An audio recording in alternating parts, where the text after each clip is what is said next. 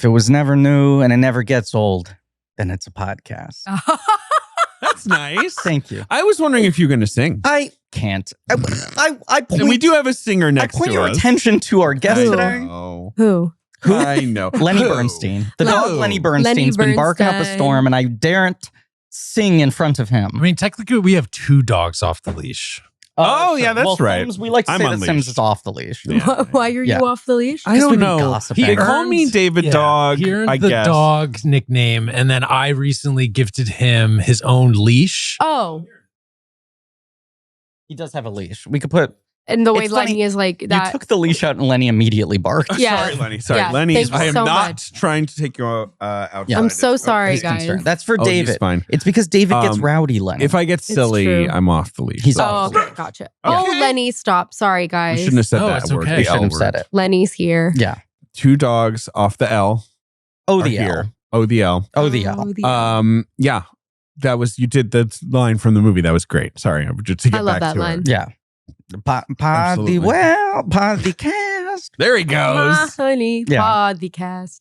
Here's the other thing. He sings so well in this. It's a little annoying It's what a just- good singer he is. it It's disgusting. it is distasteful. not like I have not in the past in the intro for this show butchered songs from movies that For are fun. sung well, but because he does not sing that often, I was going to every say. time I rewatch it, I'm like, Jesus Christ, he's actually this good at singing. Does Yeah. he sing in anything else, I really? cannot He sings in a remember. Yes. putting on my Oscar Isaac Do it, hat, please. which is very annoying, and I'm very sorry. Ooh, what a charming hat. He is There's a great face on this hat. he is in a film about like a high school reunion where he sings because he plays like somebody who went on from high school to become a singer, Okay. and like he was like, yeah, he's What This is this the one with movie? Janet It's Tatum? called with Channing Tatum, Like Rosario everyone's Dawson in this movie and it doesn't exist. Yes, It's called, oh boy, really it called boring 10 title. years? It's called 10 Years. yeah, because it's about a 10-year high school reunion. It's from like his, like from like Robin Hood Drive, like his early Sucker Punch. It's 2011. We're I gonna go imagine through it's the kind of era. like one of the Yeah. first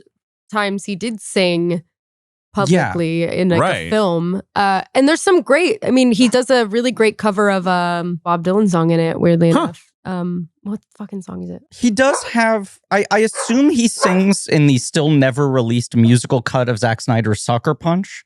Standing in the Doorway is the song he sings, supposedly. No. No? Okay, take it back. Ooh, we riding me high. Tomorrow's you're right. the night Okay, there we go. Well, then I don't know. The problem is if you Google Oscar Isaac Bob Dylan, Google's just like, no, it's called Inside Llewyn Right, Davis. actually, Uh, that's True, Like- fair. And you're like, And okay. Bob Dylan is depicted in He is briefly depicted. Inside Llewyn Davis. But I'm looking, I'm not clocking any other movie that I can remember him singing. Why not sing more, Yeah. Oscar?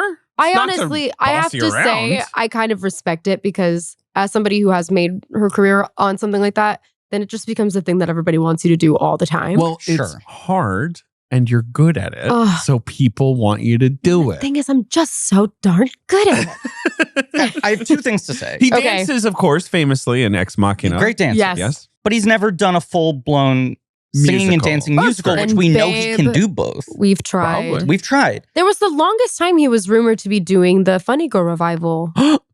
For the longest time, That he was was Like on rumored to do stage? that Yeah. on stage. Right. Yeah. He'd probably be pretty good. And I certainly think he would be fantastic in literally anything that he ever tried to do. I agree, and Has we're to gonna be good we're gonna at talk about things. him a lot because Yeah, it's okay, been an all right. interesting career. God forbid a girl wants to talk about Oscar Isaac. I was about to say, like, yeah, no need to I'm just threaten saying, Isaac discussion I on the talk about Inside Llewyn him Davis episode. all the time. You oh, do. He did sing in his the sign in Sidney Brewstein's window that he did with okay. Rachel Brosnahan. That's right. That's Yeah. right. I Yeah. saw that. And Yeah. he was, that was good. Yeah, he was fantastic. In 2 it. things play I want to was, say. Second act trouble, but it was, it was good. No, Oh. you weren't a fan?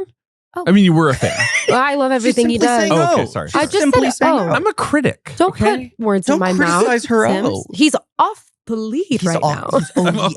No, OVL. listen to this Londoner. She's saying lead. I don't want to trigger Lenny. Yeah. He's OVL. He may have sung in Moon Knight. I did watch every episode. I loved Moon. He didn't sing in it, No. but he was very. I'm still waiting on season 2 of that shit. He loves it. He's ready for One I season want to 2. say, it does make this movie retroactively even more special that it's like this is the one time he sings, right? Yeah. It feels like a thing proprietary to Llewyn Davis. Yeah, I talk about this effect so much, but like seeing High Fidelity when it came out and when Jack Black sings at the end, you're like, holy shit. That guy can sing. And then I showed it to my sister, who's a little older than you, who had already seen School of Rock and everything. When I was like, you're 14, you're old enough to see High Fidelity. And I was like waiting for her response to the scene. And she's like, yeah, of course, the Jack Black thing. Of course he can sing. Right. Like Llewyn Davis, it feels like Llewyn Davis, the character, can sing, not that Oscar Isaac can sing, because it's not a given that he's going to sing in everything. Right. And you think that because of the point in his career that film was, that it would be one of those things that kind of sets the standard for the rest of his career. But he's been very choosy about when he's decided to sing. This is what we're going to talk about. Lenny is eating the mic. Hi, Lenny. This movie comes out. I'm trying to capture it. And I was like, well, here he is. This is the guy. This is the definitive leading man. Not Here's a the rocket single ship. award. What the fuck? Absolutely. That actually is crazy. But then also the ensuing career has not been like exactly, but even more generally, like you're mad that he's not the most famous actor alive or whatever. Yes, I'm mad about it too. He's obviously done a lot of interesting stuff in good roles. Yes. Now, and he's good in everything he does. Now, here's the second thing I wanted to say before I introduce the podcast. Speaking of good things and interesting roles, I was scrolling through the IMDb to try to find, is there any earlier singing role I forgot? And I didn't find one, but I did find that his fourth ever credit is a TV movie called Lenny the Wonder Dog. Oh! In which credited that's so true. 2004. Oscar Isaac Hernandez, he plays the role of Fart Man. Excuse me, Griffin. Detective Fart Man. IMDb didn't have that information. I'm so sorry. We have to get him on the phone. And the poster, Lenny the Wonder Dog, looks quite a bit like it looks like Leonard. You're Lenny. That's his face. And the tagline is, in quotes, "I'm not a cartoon. I really can talk." Wow. Andy Richter's in this. Craig Ferguson. So it's oh my God. In my brain, I was like, oh, this is something that probably came out and like was not. It doesn't look like it got an American release. Okay, directed by Bela Tarr. It was an English release? It was a TV film, maybe direct to video. Looks like it went straight to Hungarian television. Okay. Like all the best films do. Oh my God, Lenny's famous in Hungary. Oscar Isaac. I'm sorry, Michael Winslow, of course, who is the sound effects guy from Police Academy. All right, we all remember him. Has a story credit on Lenny the Wonder Dog. Sounds good. Yeah, so sounds good. I need to talk to him about this because this is actually such fascinating. Like, let's throw this one out. Let's watch that movie and do a live reaction instead. It's a more important movie to talk about. Oscar Isaac often jokes about his involvement in the production of this picture. In a 2017 interview with the Los Angeles Times, he said, "Yeah, I was Detective Fart Man." That was in Miami. I was just out of high school. I played one of two bumbling officers. No farts ever happened, though, so I'm not sure where the name Fart Man actually comes from. It's actually, right. It's Swedish. Fartman. Yes. Right. It used to be Fartarsky. Right. Oh, man. He looks, he looks like Oscar Isaac, I'll say. He looks baby-faced, but it's a good old Lenny the Wonder Dog. We have two guests on the show today. That's right. And I have to introduce the show. It's Blank Check with Griffin and David. I'm Griffin. I'm David. It's a podcast. David mimes strumming a guitar. And listen to those beautiful... Can you sing again for me? Me? No. I'm David. You're just strumming a guitar and then saying, "I'm David." It's a podcast about filmographies. Directors who have massive success early on in their careers and are given a series of blank checks to make whatever crazy passion projects they want. And sometimes those checks clear and sometimes they bounce. Baby. This is a mini-series on the films of Joel and Ethan Coen, together and separately. Today we were talking about, I'm ready to say it, upon this rewatch, my favorite film of theirs. Yes. This favorite is my Coen number Brothers one. movie. Fuck yeah. Inside Llewyn Davis, which is kind of like a double blank check for them. Sure. We talked about in the speed at which their work came out, movies, sure. that True Grit was kind of a true blank check cash from the success of No Country. And then True Grit is such a blockbuster. Right. They get to do this. Yes. I guess. I mean, I think this was a pretty modest movie, like in terms of budget and scale and all that. Like, but as JJ points out in the research, they had been like one a year on a clip, and then there's slowing 3 down. years. Yeah. And they took their time on this one. Mm-hmm. They really gave themselves the space. And it shows. It shows. It's my favorite film of theirs. Me it's called too. Inside Llewyn Davis. This is a miniseries called No Country, Pod Country for Old Cast. There you go. There you go. Who's our guest? Our two guests today. Guest one. Guest one. He's known as Lenny the Wonder Lenny the Dog. Wonder Dog. Alphabetical order. He's Yeah. finally calmed down. Yeah. His head resting on the desk. He's a cutie pie. He's His a cutie name- pie. He's so cute. is Leonard Bernstein, Yes. the dog. Is it actually Leonard Bernstein or is he Yeah. just Leonard? No, so his name is Or is he Lenny, Leonard but he's Bernstein named Zegler? after Leonard Bernstein. And so he's Leonard Bernstein Zegler. There we go. That's him. LBZ. LBZ? And our second guest today returning to the show. Less important. Well, Lenny is also returning. to the we were show. never going to be It's able true. to book Lenny without you. So you're That's equally that. important in You're that right. He sense. can't walk himself here. You're his Um, stage mom. I am. I'm his Mama Rose. Sing out, Avita, Louise. It's me, Rachel Zegler. First Lady of Argentina. Coen Brothers win our March Madness thing. We commit to them. We're Yeah. figuring out guests. I know you're doing Avita in London. You are truly doing a show in another country. 8 times a week. 8 times a week, and you got to go on that balcony. And London isn't warm, No. or was it sometimes? We warm? had a really nice summer, actually. good. Yeah. And I didn't get rained on either. Did like you ever? outside on the balcony, never got rained on. That's wild. That like at feels least almost- not like in torrential downpour Yeah, state. maybe a little Like a mist. drizzle. I Yes. mean, London's so misty. Yeah, but Damp I ass had country. the most beautiful weather for the balcony. So wait, Good. you're during the show actually like So- outside? Yeah. Every night. Every she goes night, outside. sometimes twice a day, Uh-huh. I would go out after intermission, and the Act 2 opener is Don't Cry For Me, Argentina. Heard of it? So I ever heard of that song? Yes. So uh-huh. so I would go out on the balcony of the Palladium and look over Argyle Street, and people showed up in droves. So like, the numbers it performed to became the a thing. people outside the theater and then streamed inside to filmed. the audience. That's Yeah. awesome. And it was such a hot topic of conversation. Is this good? Yeah. Is this bad? good? Is this bad? I mean, that was the idea. Is stir up the. I mean, discourse. narratively makes sense that she wouldn't sing the song to rich theater she sings goers. to the people. She sings to the people. And it was like TikTok viral immediately, terrifying every night. I always convinced myself no one was going to come. Like I was going to walk out, there'd be nobody. Like it's a farce. That was your fear. That really Sure, was, you sure. know, because the crowd kind of made the experience on the inside even more amazing because the camera had them on it. Oh, right. So people would always like, it would get applause inside the theater when the camera would pan to the amount of people. That's cool. It was Argyle very- Because Street they don't is know. They're small. stuck They don't inside. know. Yeah. Right, Argyle Street is small. It's a half street. Yeah. Right. It's like the Palladium. It's basically just foot traffic. Right? There's not a lot of cars.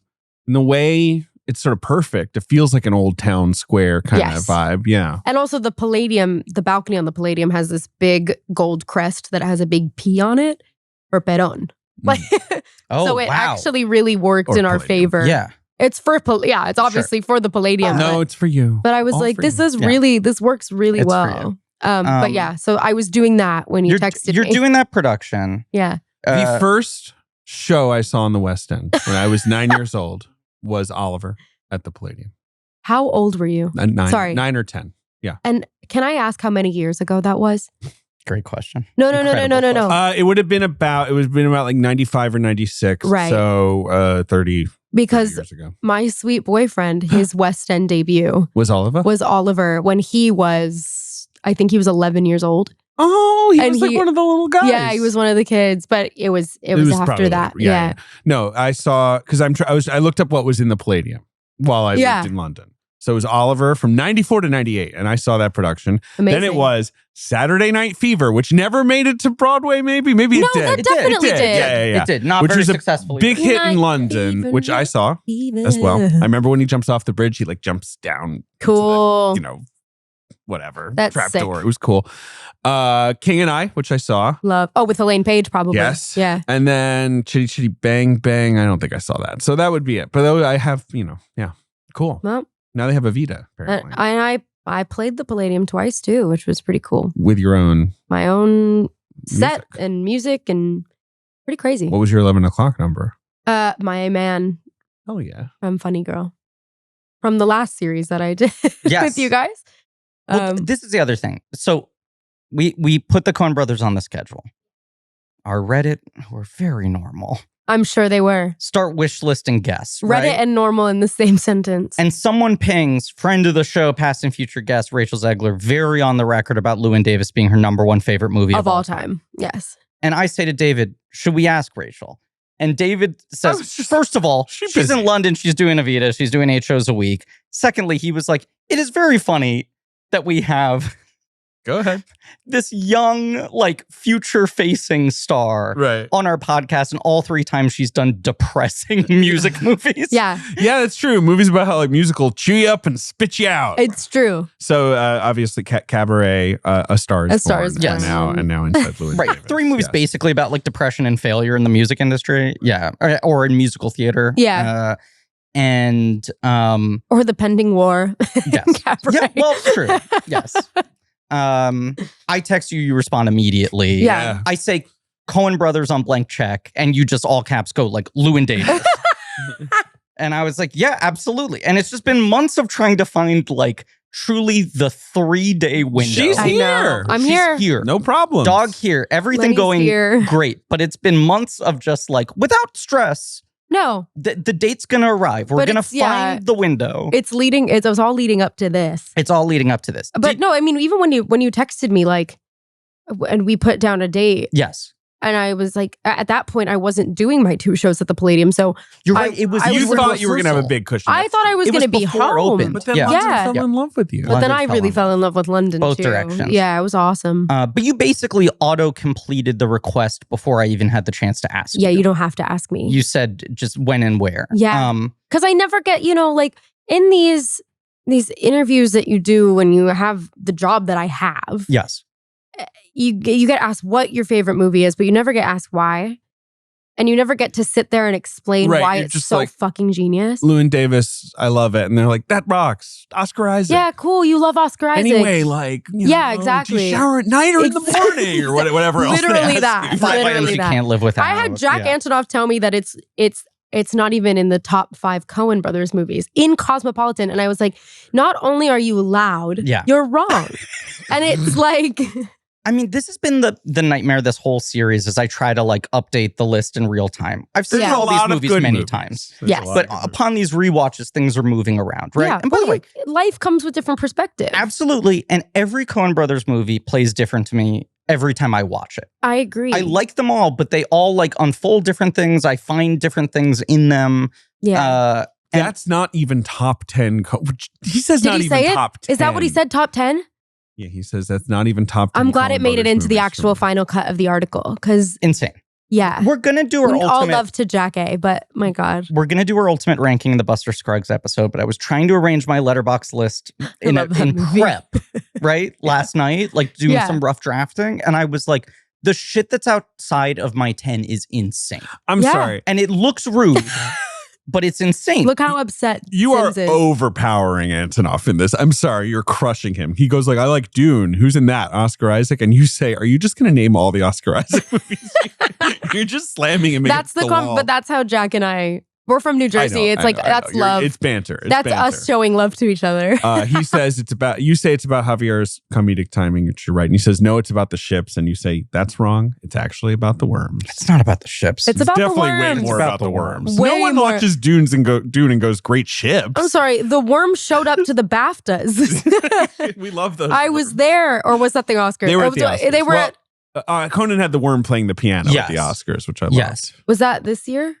That was this year. Yeah. I was there, Yeah. yeah. I Yeah. can't fucking remember. It's Everything. all a blur. This There's year, too many Oscars. if you Google my year, Yeah. Yeah. nothing feels real. Sure. But like you could say in casual conversation with someone, what's the movie with the space worms? Yeah, They'd it's gonna go, be Dune. Dune. It's gonna If be you go, Dune. what's the movie with the spaceships? Yeah, I'm gonna right. say Star Wars. Dune is like Oh, your right. 40th answer. You presented the Oscar to Dune I did, and because you twice. did visual effects. I've done it twice now. That's funny. That They you've have. done- I've done visual special effects effects twice, like visual effects twice, and Dune has won both. Right. All right, so Lenny's ass Sorry. is now on the mic. Let's be honest. Do you know what's cooler than presenting an Oscar to Dune? Presenting an Oscar to Dune twice. I was gonna say Dune 2 times. Nice. Did you see this movie when it came out? Yeah. Oh, sure. Did right. I? Yes, did you? In So theaters? I couldn't see it in theaters because it was rated R and I was 12 years old. This was this unfortunately But is the question I had to ask, The and I needed to hilarious get that thing answer is I saw it out on, of the way. but I was the same when it came out on digital. Okay. I saw it almost immediately, and I shouldn't have. I was too young, but I was 13 years old, and in my head, I was already a struggling musician, Uh-huh. which is hysterical now looking back. But so I saw it quite young and I was obsessed and I watched it like every day of my like freshman year of high school. One might say this is an interesting movie for a freshman in high school to become obsessed with. Sure. Just because it's about a guy who's gotten the shit beaten out of him, right? By immediately. Life. Yes. Yeah. And you're just and like physically. Right. Yeah. And physically. Right. Actually gotten the shit beat out of him. Yes. I was going to say this is the kind of movie that gets an R rating, not even because it's incredibly inappropriate, but just because it's like, kids shouldn't see this. No. Sure. He says it's just fuck for language. 4 times. Yeah, that's right. the I thing. mean, like, I don't think, right. There's not much. It really is just for language. There's no nudity. And honestly, the content isn't even that crazy. No. It's really just like language and suicidal ideation. But even though the suicidal ideation isn't in your face, it's not blatant. More subtextual. The cold reality of pursuing the arts. Yes. I would say that is rated R. Right. That is making it rated R. Right. Yeah. And that's why 14-year-old rated R for like, hard truths. That's why 14-year-old you loves it. 14-year-old me was like, yeah, fuck yeah, dude. This shit sucks. Tell me I'm doomed. Do you think, exactly. Do you think it helped you? Because you have weathered a lot of storms in your young career. What are you talking about? I'm sorry. Let me check my notes Can here. you expand? Everything has gone well. No, we've talked about it in the past on and off mic, but you've had this fascinating career like shot out of a cannon with like incredible high highs, and then everything seems to have like an ensuing storm around it in one way or another. And I'm constantly impressed with how well you were able to keep your head on your shoulders and like process stuff and weather stuff. Thank you. Do you think like it is stuff like this that you were preparing yourself for like the harsh reality of it rather than some golden like version? There's an aspect of like lessons learned from movies like this that come out, like, you know, and Star is Born and Cabaret and all that jazz. Right. Those movies really do prepare you for like rejection and feeling like you're in a rut and living the same day over and over and over and over again. And yeah, I think there's certainly aspects of that. I think watching it during those storms was very helpful. So it is a movie you will like revisit as a comfort food. I see it. I watch it an embarrassing amount of times per year. The last time I watched it was like New Year's Eve this year. Like I ushered in the new year watching this movie, which is not something you should do. Yeah, but it kind of makes sense to me. But I was alone on New Year's. I was like left behind by a guy. What the fuck? And it was like one of those things where I went, I'm just going to go home. I'm going to watch my favorite movie and I'm going to cry. And I don't know if you remember this year, we had like that amazing like lightning and thunderstorm this year on New Year's. Yeah. And so it was like watching it in the comfort of my like cozy New York apartment, lightning and thunder in the background, Oscar Isaac wailing with a guitar. It was awesome. It is damp blanket of a movie. It's this comforting. movie is so comforting to me, and yet I've seen so many times. I had not seen it in a couple years, but especially in the years after it came out, I saw this like 3 or 4 times in theaters. I kept rewatching it once it came out on Blu-ray, but I hadn't watched it in a couple years, and I forgot how intricate the web of his mistakes is. Oh my God, yeah. And so I'm like so comforted by the movie and its rhythms and the beats. And I was doing the fucking Leo point to my girlfriend of being like, here's the line. The line's about to come up kind of stuff. Yeah. Well, that too. He doesn't see a lot of money in this. But then there were so many moments where I would like grab my skull and squeeze it. And I'm like, oh, fuck. I just remembered what he's about to do. Yeah. He's about to say the dumbest thing. He's about to ask Justin Timberlake that moment is for money, astounding. for an abortion for his wife. He got pregnant. God bless. Yes. It's crazy. Yes. Like, it's crazy. He maybe got pregnant. He probably did. Probably but, you know, by the end of the movie, you don't know. You don't know. And that's what's amazing about it. Of course. Ugh. I love this fucking movie. It's one of the best movies. It really is. Period. I'm jealous that I'm jealous for anyone who got to see it in a theater. I'm always waiting on a re-release. When I finally get my ass in that Criterion closet, it's the first one I'll go to. Oh, we got to get you in there. I know. It's my dream. But I do have the Criterion Collection copy of it. Yes. Me too. And I had my laptop case is like the cat on the waiting on the stoop. Wow. It's like the Criterion cover is Yes. the cat with the guitar case. And that's my laptop case. Have you watched the thing on the Blu-ray that is Guillermo del Toro talking to the Coen brothers? No. It's like 40 minutes long. I sent it to everyone in the Blank Check group text last night from some shady Russian website. It was the only place it's hard that had not it in full. to like be charmed by, of course, No, like he's Guillermo. perfect. I feel like he'll just get anyone Have you talking. seen that new tweet that he sent out when somebody was like, Guillermo del Toro is like he's like just a girl because he makes all these things that he wants to make, blah, blah, blah. And he said like, that is me. Yes. Like he responded, that is me. Then they were asking him about it on the Frankenstein carpet about why he's just a girl. Yes. And I love him. He gets it. He's so infectious and he's so knowledgeable and he's so good at speaking about film. And he's clearly so in love with the Coen brothers. And I watched the interview and it feels to me like the most open I have ever seen them be. Yeah. Because they're usually so cagey and don't want to like overanalyze their films. Yeah. And the fact that it's like he's one of them and they're able to throw questions back at them. But there's the key quote in that thing where they go, when it came out, people asked us, how did you decide to make a movie about an unsuccessful folk singer? And they were like, it was only being asked that question that for the first time we realized we had never even considered the idea of making a movie about a successful folk singer. It never would cross our mind. That's fantastic. Yeah. Yes. And automatic. Yeah. So Rachel, right, you fall in love with this movie as a teenager. Griffin, I assume you saw this in theaters. I sure did too. I remember getting in a big, excited discussion about it with JD Amato, friend of the show, at Lincoln Park. Remember that bar? Yep. We all used to go. It was called Lincoln Park, right? Yeah, Lincoln Park, the bar named after the band. But not the town in New Jersey the town in New where Jersey you're from. Where Ben is from. Where Ben is from. So Lincoln Park, of course, means many things to many people. Right. Emo band. Yeah, I've hometown. become so numb. I can't feel you there. Exactly. You know how it is. I'm crawling in my skin. But where JD and I were like agreeing about like how it's like about how creativity is iterative and it's like you do so much and you accomplish so little, but then things barely do change and like that, and like that's, I just remember very animated joy. That was the bar we'd go to after Chris Gethard show. Yes. I remember having an almost identical conversation with JD at the Creek in the Cave, I think after Gethard's album taping, possibly.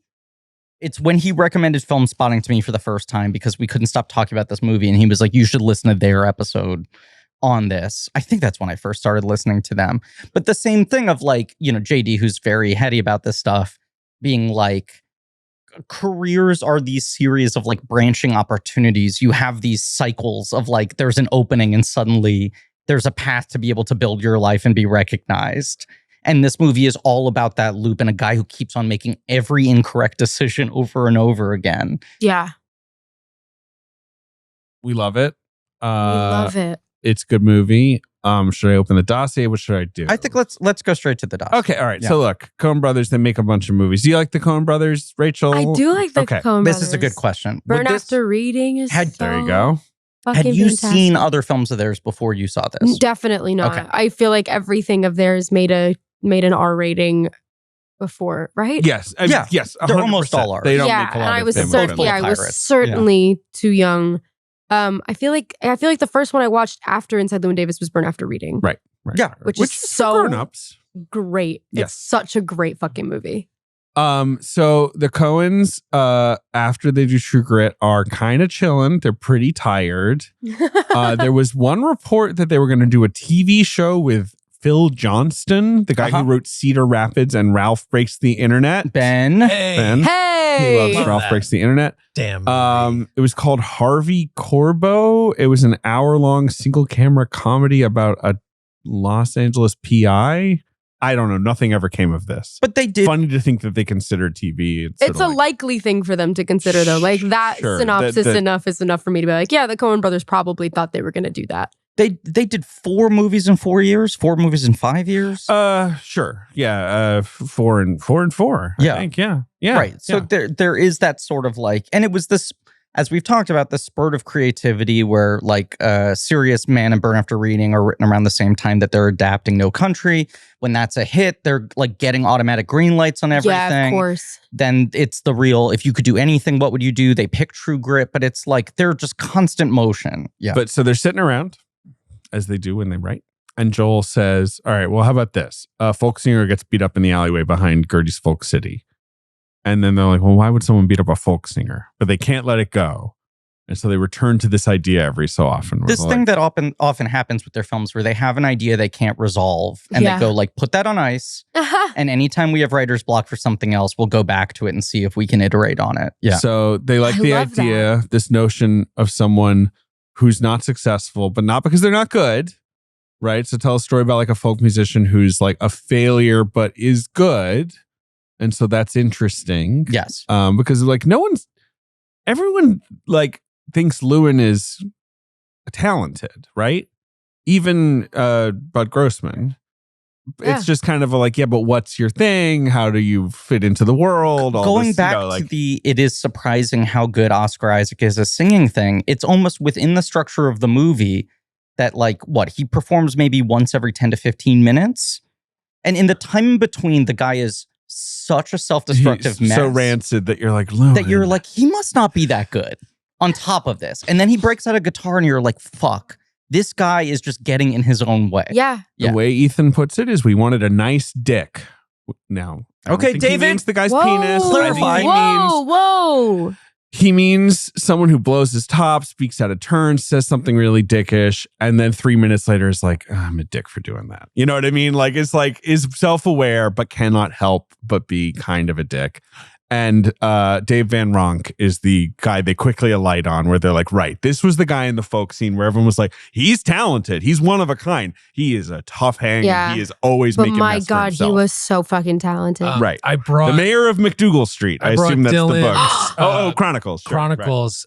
In the first chapter, he talks about meeting Dave for the first time. It's a really just short little moment here. They're hanging out and he asks him, how can I get a gig like working at the Gaslight?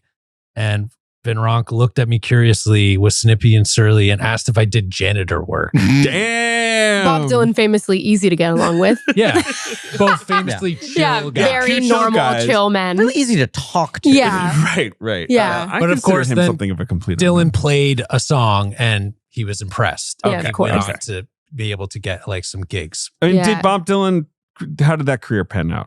You know what? I just got into chapter 1. I'm not really sure how it pans out. Dude, I don't want to spoil it, but you're going to love what happens. I will say Chronicles is, we don't need these things anymore, I guess, because we have phones, but that was an awesome bathroom book. Because you just pick it up and you just get like, 5 good minutes of Dylan music. Yeah. Anyway. It's like the Joan Didion's The White Album, where you're like, I'll get a couple essays about the 1970s. Little bite size. Yeah. Dave Van Ronk. Now, Llewyn is nothing like Van Ronk really in the movie, apart from that kind of status. Like Dave Van Ronk was gigantic. Yes. He was Swedish. Right. If you've listened to him, he has this like really hoarse, kind of awesome, gravelly voice, not this like beautiful little voice that Oscar has. He's mostly Irish. He just has the name. I feel like that was something he like said about himself. Right. Oh, so he was the Swedish guy. Right. Yeah. Swedish stock, maybe. Because he was big. Yeah, he was big. When the Coen brothers announce a movie, they usually do not explain a lot. You know the cast, you maybe know the title, but it's a working title. Maybe know the setting. A working title production. And so there'll be rampant online movie nerd speculation from fucking idiots like us. And it feels like until the trailer comes out, you don't actually really know what the movie is. And because they've been working at such a fast clip, and then this movie shot, and then they had a really long post-production, they were like, we don't want to rush it. There was like 3 years of mystery around it. That the early words were like, they've cast Oscar Isaac, this like young, semi-unknown actor. It's about the folk music scene. It's New York in the 60s. I remember early Dave Van Ronk being like thrown out there as like, it's maybe kind of based on him. And people thought it was more of a biopic, or even if it was fictionalized, it was lightly fictionalized.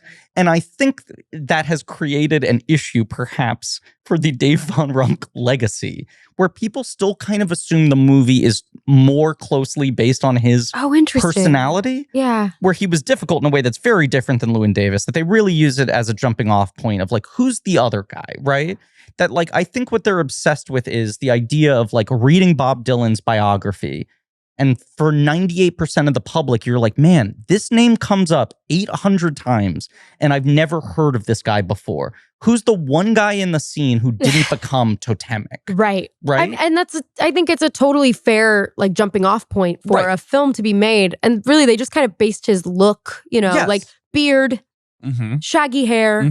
This is the jacket he wore, and they have the same album cover. It's jumping off. Yeah, because Dave Van Ronk's album cover is the same as like the Inside album cover that he shows to F. Murray Abraham. Yes. Inside and Dave similar Van repertoire too. A lot of the songs. Yeah, Green Rocky Road is a Dave Van Ronk. Yeah, were like traditional songs that he played that he would do. If you listen to his Dink song, his Fare Thee Well, it's so different because his voice is different. It's worth listening to. It's very cool. It's so like raspy and cool. But like, I'm pretty sure, I don't know if I'm fairly certain this is a true story, that Oscar wasn't super good at guitar before this job. No, he was not. And then he met Dave Van Ronk's like somebody who had either learned from him or had played with him randomly at a bar in the Village.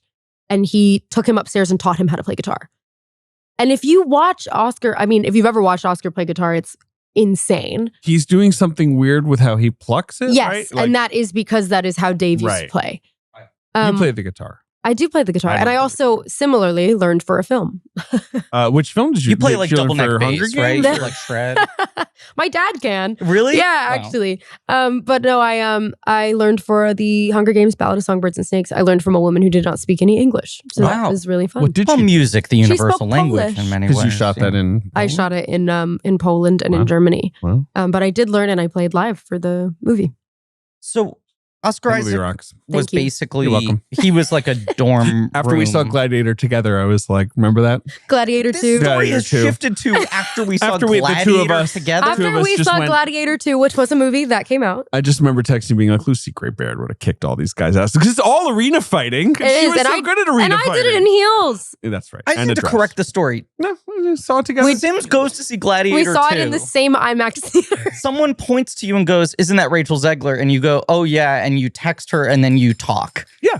It wasn't like, and hey, we talked over text. We also talked over text. Did we see each other in person though? Like I remember I stood up and I waved. We said hi. I cannot remember if I was with Kit Connor. You were with Kit. My sweetie pie. Yes. You're just framing it almost as if you we texted hung out. Rachel, we went to the quad. "Hey bitch, want to go see Glad 2?" He said, and that is. I just did a GII. Yeah. It's time, and then sent her a Fandango link. Exactly. Want to enter the arena, Coliseum. Yeah. Sure. For sure.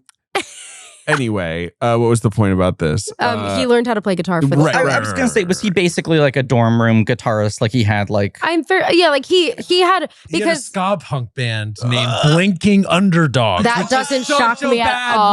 Name. No, that's a great. Yeah. That's a great name. Are you kidding? They opened for Green Day, so apparently no fucking way. Had a little bit of success. That's amazing. Yeah, because obviously DJ Catrona, who's a friend of the show, a friend of mine. How is he not been on the show? King of memes. He actually wants to know why he's never been on the show. So we should have that conversation. Yes, let's hang out with him. We gotta meet him. We're on an email thread with him because I know, and he says that he's really upset that you guys aren't memeing back with him.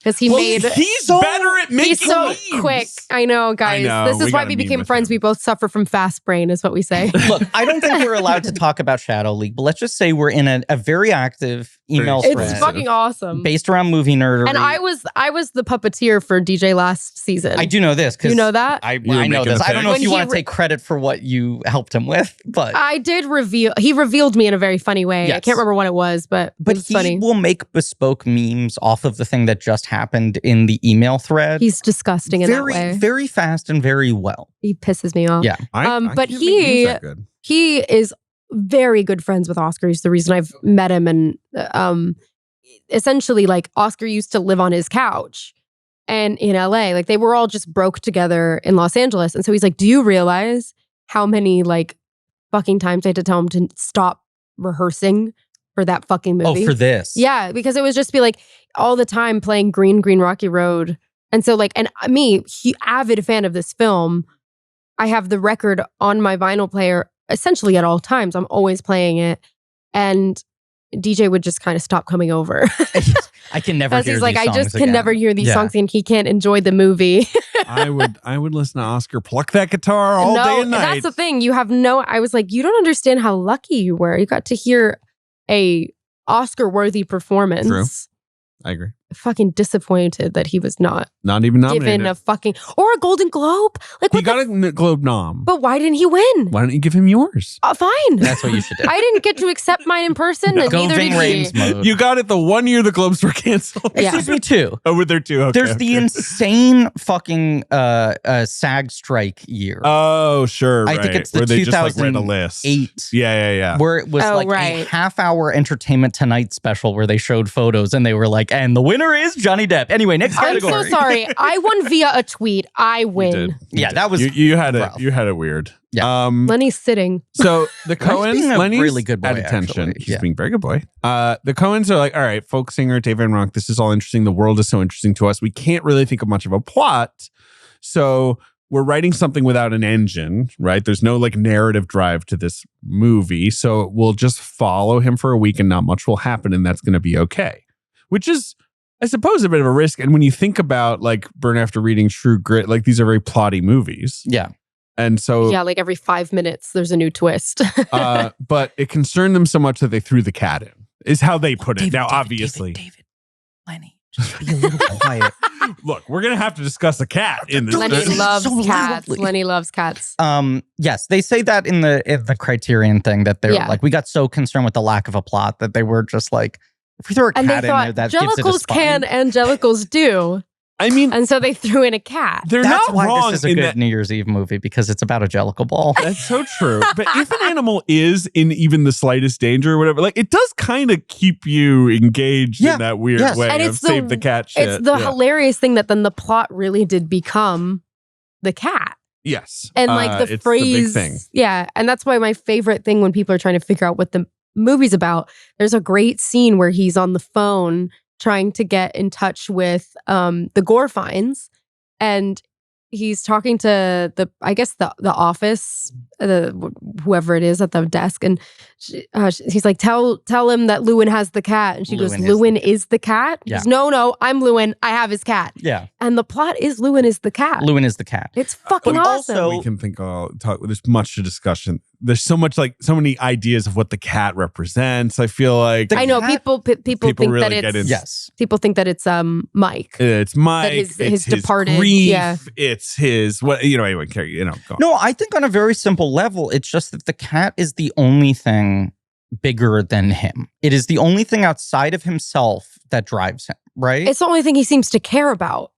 In a weird way, it's like the And cat. he has literally knocked someone up and has a Yes. family elsewhere and has a career he's trying to But start the or whatever. cat is Yeah. the only thing in the entire movie that supersedes whatever his impulses are at any given moment. Right. Yeah. He'll be selfless to try to save the cat. It's not even, well, yeah, but Sort it's of. almost like not even selfless. stop what It's he's just doing. like some weird survival mechanism comes in. Like, I find the moment where he stares at the poster of The Incredible Journey outside Yeah. the theater. Right. The Homeward Bound. Yeah. Yeah. So like impactful and It very is. moving. And it's sort of this notion of like, this cat's been on this whole movie that I'm unaware of, right? Like he's looking at this like Disney movie poster and this tagline and being like, I've been caught up in my own shit and stressed about the cat. The cat just went and did something and came back, and it none of it had to do with me. Coens start casting. They want a musician who can act. They don't want an actor who can sing. Like they're looking for a musician who can act. They say they only auditioned real musicians. I wonder who. They don't Justin say. Vernon and Bon Iver is one that they do say. Bon Iver. Um, which sort of makes sense. That does make sense. Someone recently talked about having audition for this. I feel like now that it's been over 10 years on this movie, That it's not tacky to talk about it. people in promo tours will talk about it, and there are a lot of stories about people being like, I fucking bombed that audition. Well, who you are talking about Yeah. is Ryan Reynolds. Said literally that he bombed the audition for Inside Llewyn Davis. There's someone else I no was way thinking it of. was for Llewyn. It's what he says. It has to be for, what is it, Jim? Maybe. That makes sense. My memory, and it was part of like this movie being like, that Sorry. makes sense that it would be Imagining Timberlake. a Ryan Reynolds Llewyn Davis is crazy right now. Yeah, it's There would be a impossible to voiceover being imagine. like, yep, Yeah, that's me. sitting on that stool there. Casey That's Affleck me. talks about bombing it I could see to that. play Llewyn. I Sure. could see him bombing that. Yeah, I could absolutely see him bombing that. There's some other He picked people. up a gun and said he couldn't do it anymore, and they had to wrestle it. It's That's- Manchester, by Manchester Connor by the Sea joke. Oberst says that he auditioned. That makes sense. Yeah. Wow. Right. It makes it. They A just lot of people auditioned. right. They took their net into the emo pool, the sort of like singer-songwriter pool. They didn't like anything they found. But I think they had the sort of Armageddon problem of, is it easier to teach a musician to act or an actor to sing? Well put. And they started, thank you, with the like, let's get a singer. And none of them were up for the acting part of it. And then they were like, fuck, I guess we go to actors. And none of them could handle the singing.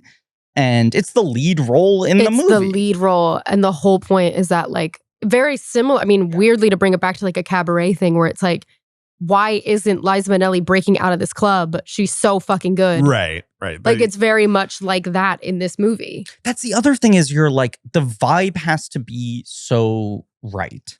I'm sorry. I have to quote Ben Affleck on the Armageddon commentary now that you've invoked it, because obviously Armageddon is the second Affleck mention.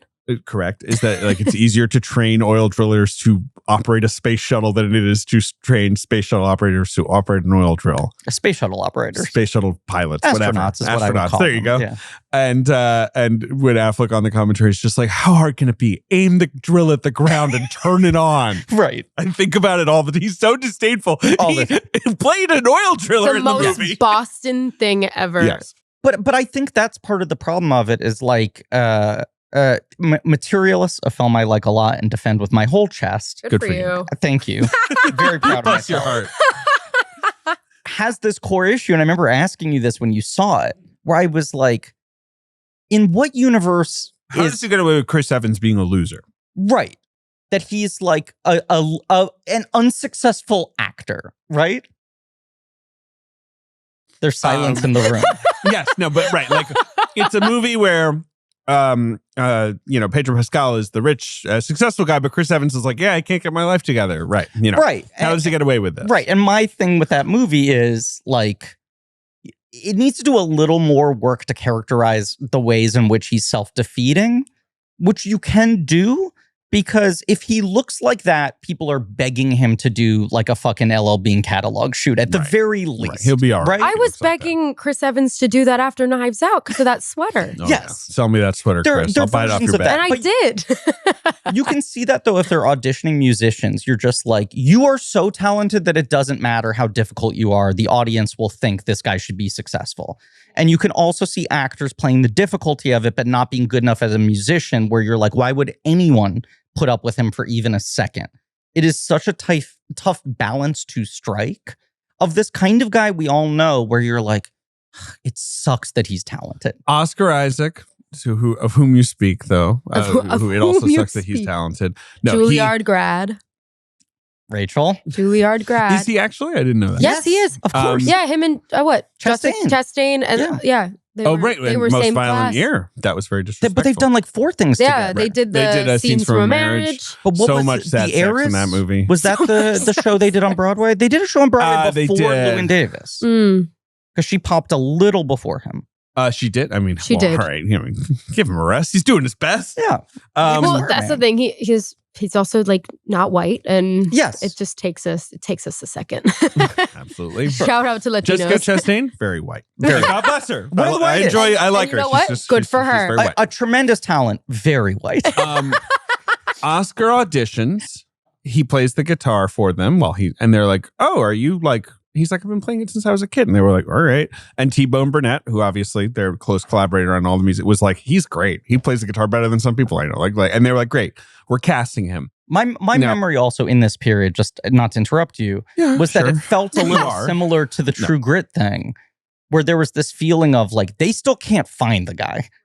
This is their next it was getting movie. a little sweaty of like, Jesus, like we do need a lead actor for and they're this movie actually to make not going to sense. go ahead if they don't have somebody and the clock is Studio ticking. Canal funded the entire thing, $17 million. They were making it essentially kind of independently. Yeah, 17 million. Right. Wow. Pretty crazy. Eric Franson is the guy you're talking about, Rachel, who he met at the old Gaslight. Yes. And like, I love being right. and like helped him prepare and taught him. It's called Travis picking, which is, according to Oscar Isaac, a very complicated syncopated style of playing. That's kind of like ragtime piano. You use the thumb as the metronome. I mean, I don't know. I don't play guitar. Yeah, none of this makes any sense to me. Sounds hard. Hey, I get it. And of course, he was in the punk ska band Blinking Underdogs. And he says, like, anytime that act looked like it was getting remotely successful, something would happen to fuck it up. And it was like Llewyn Davis-esque. So that's interesting. I do think the Coens should do a Llewyn Davis sequel set in the world of ska. Yeah. And I'm in it. Yeah. Everyone's like, Which ska revival? I don't, Ben, you help me. I don't know. Which one? I think maybe third wave. Great. Perfect. Is that 90s? What is In that? the late 90s, like, yeah. Mighty early Boss aughts. Tones. Real Big Fish. Yep. Yeah. Oh, yeah. Less Than Jake kind of esque maybe band. I will say, when he got cast in this movie, obviously I'm obsessed with the Coen brothers. And to me, he was like, yeah, he's like, I was like, right, he kind of popped in Robin Hood. Like, I didn't know. I mean, he was in Drive, but he's nasty in that movie. He had been a guy who was starting to kind of pop in things. There's You'd notice him. Like, he's Right. good in my much invoked The Bourne Legacy. He has a great part in that. which that is, he was one of like 20 people on the list for the lead. You Because know what's originally, I know the story here. please share. He hurt himself learning how to skateboard and showed up to an audition to be the lead in an action film. Why was he learning how to skateboard? Ask DJ Catrona when you have him on the show. Okay, it's happening. DJ, it's happening. He and DJ were going to play skateboarding cops who solve mysteries. Well, no, DJ's like a really, really great at skating. And I think sweet Oscar just wanted to learn, but decided to do it right before a really big callback. Before Fuck, they, I'm so embarrassed. I What? just have to correct myself. The third wave ska started in the late 80s. Oh, Jesus, Okay, man. I'm really, Well, now I the really whole fucked thing's up. fucked. so it's more like the We specials. have to start over. Yes. Yeah, who's like that? the two-tone Okay. sort of, UK So sort is of Boston's era. fourth wave? How many fucking I waves? looked it up. It's How many argued. waves? I don't think we've firmly established the fourth. Oh, okay. All right. We're still waiting. riding We're the waiting. third, I guess. I don't know. It's like the Messiah. We're like, this fourth wave will come one But day. I just Our have to make deliverance. sure the one guy who cared, I corrected myself. Can I also I'm sorry, quickly I cut pitch you a off. buddy movie starring DJ and Oscar Isaac called Scott Boarding? They definitely want to do it. They're skateboarding ska I'm guys. seeing here, you're getting a budget of $5. Yeah.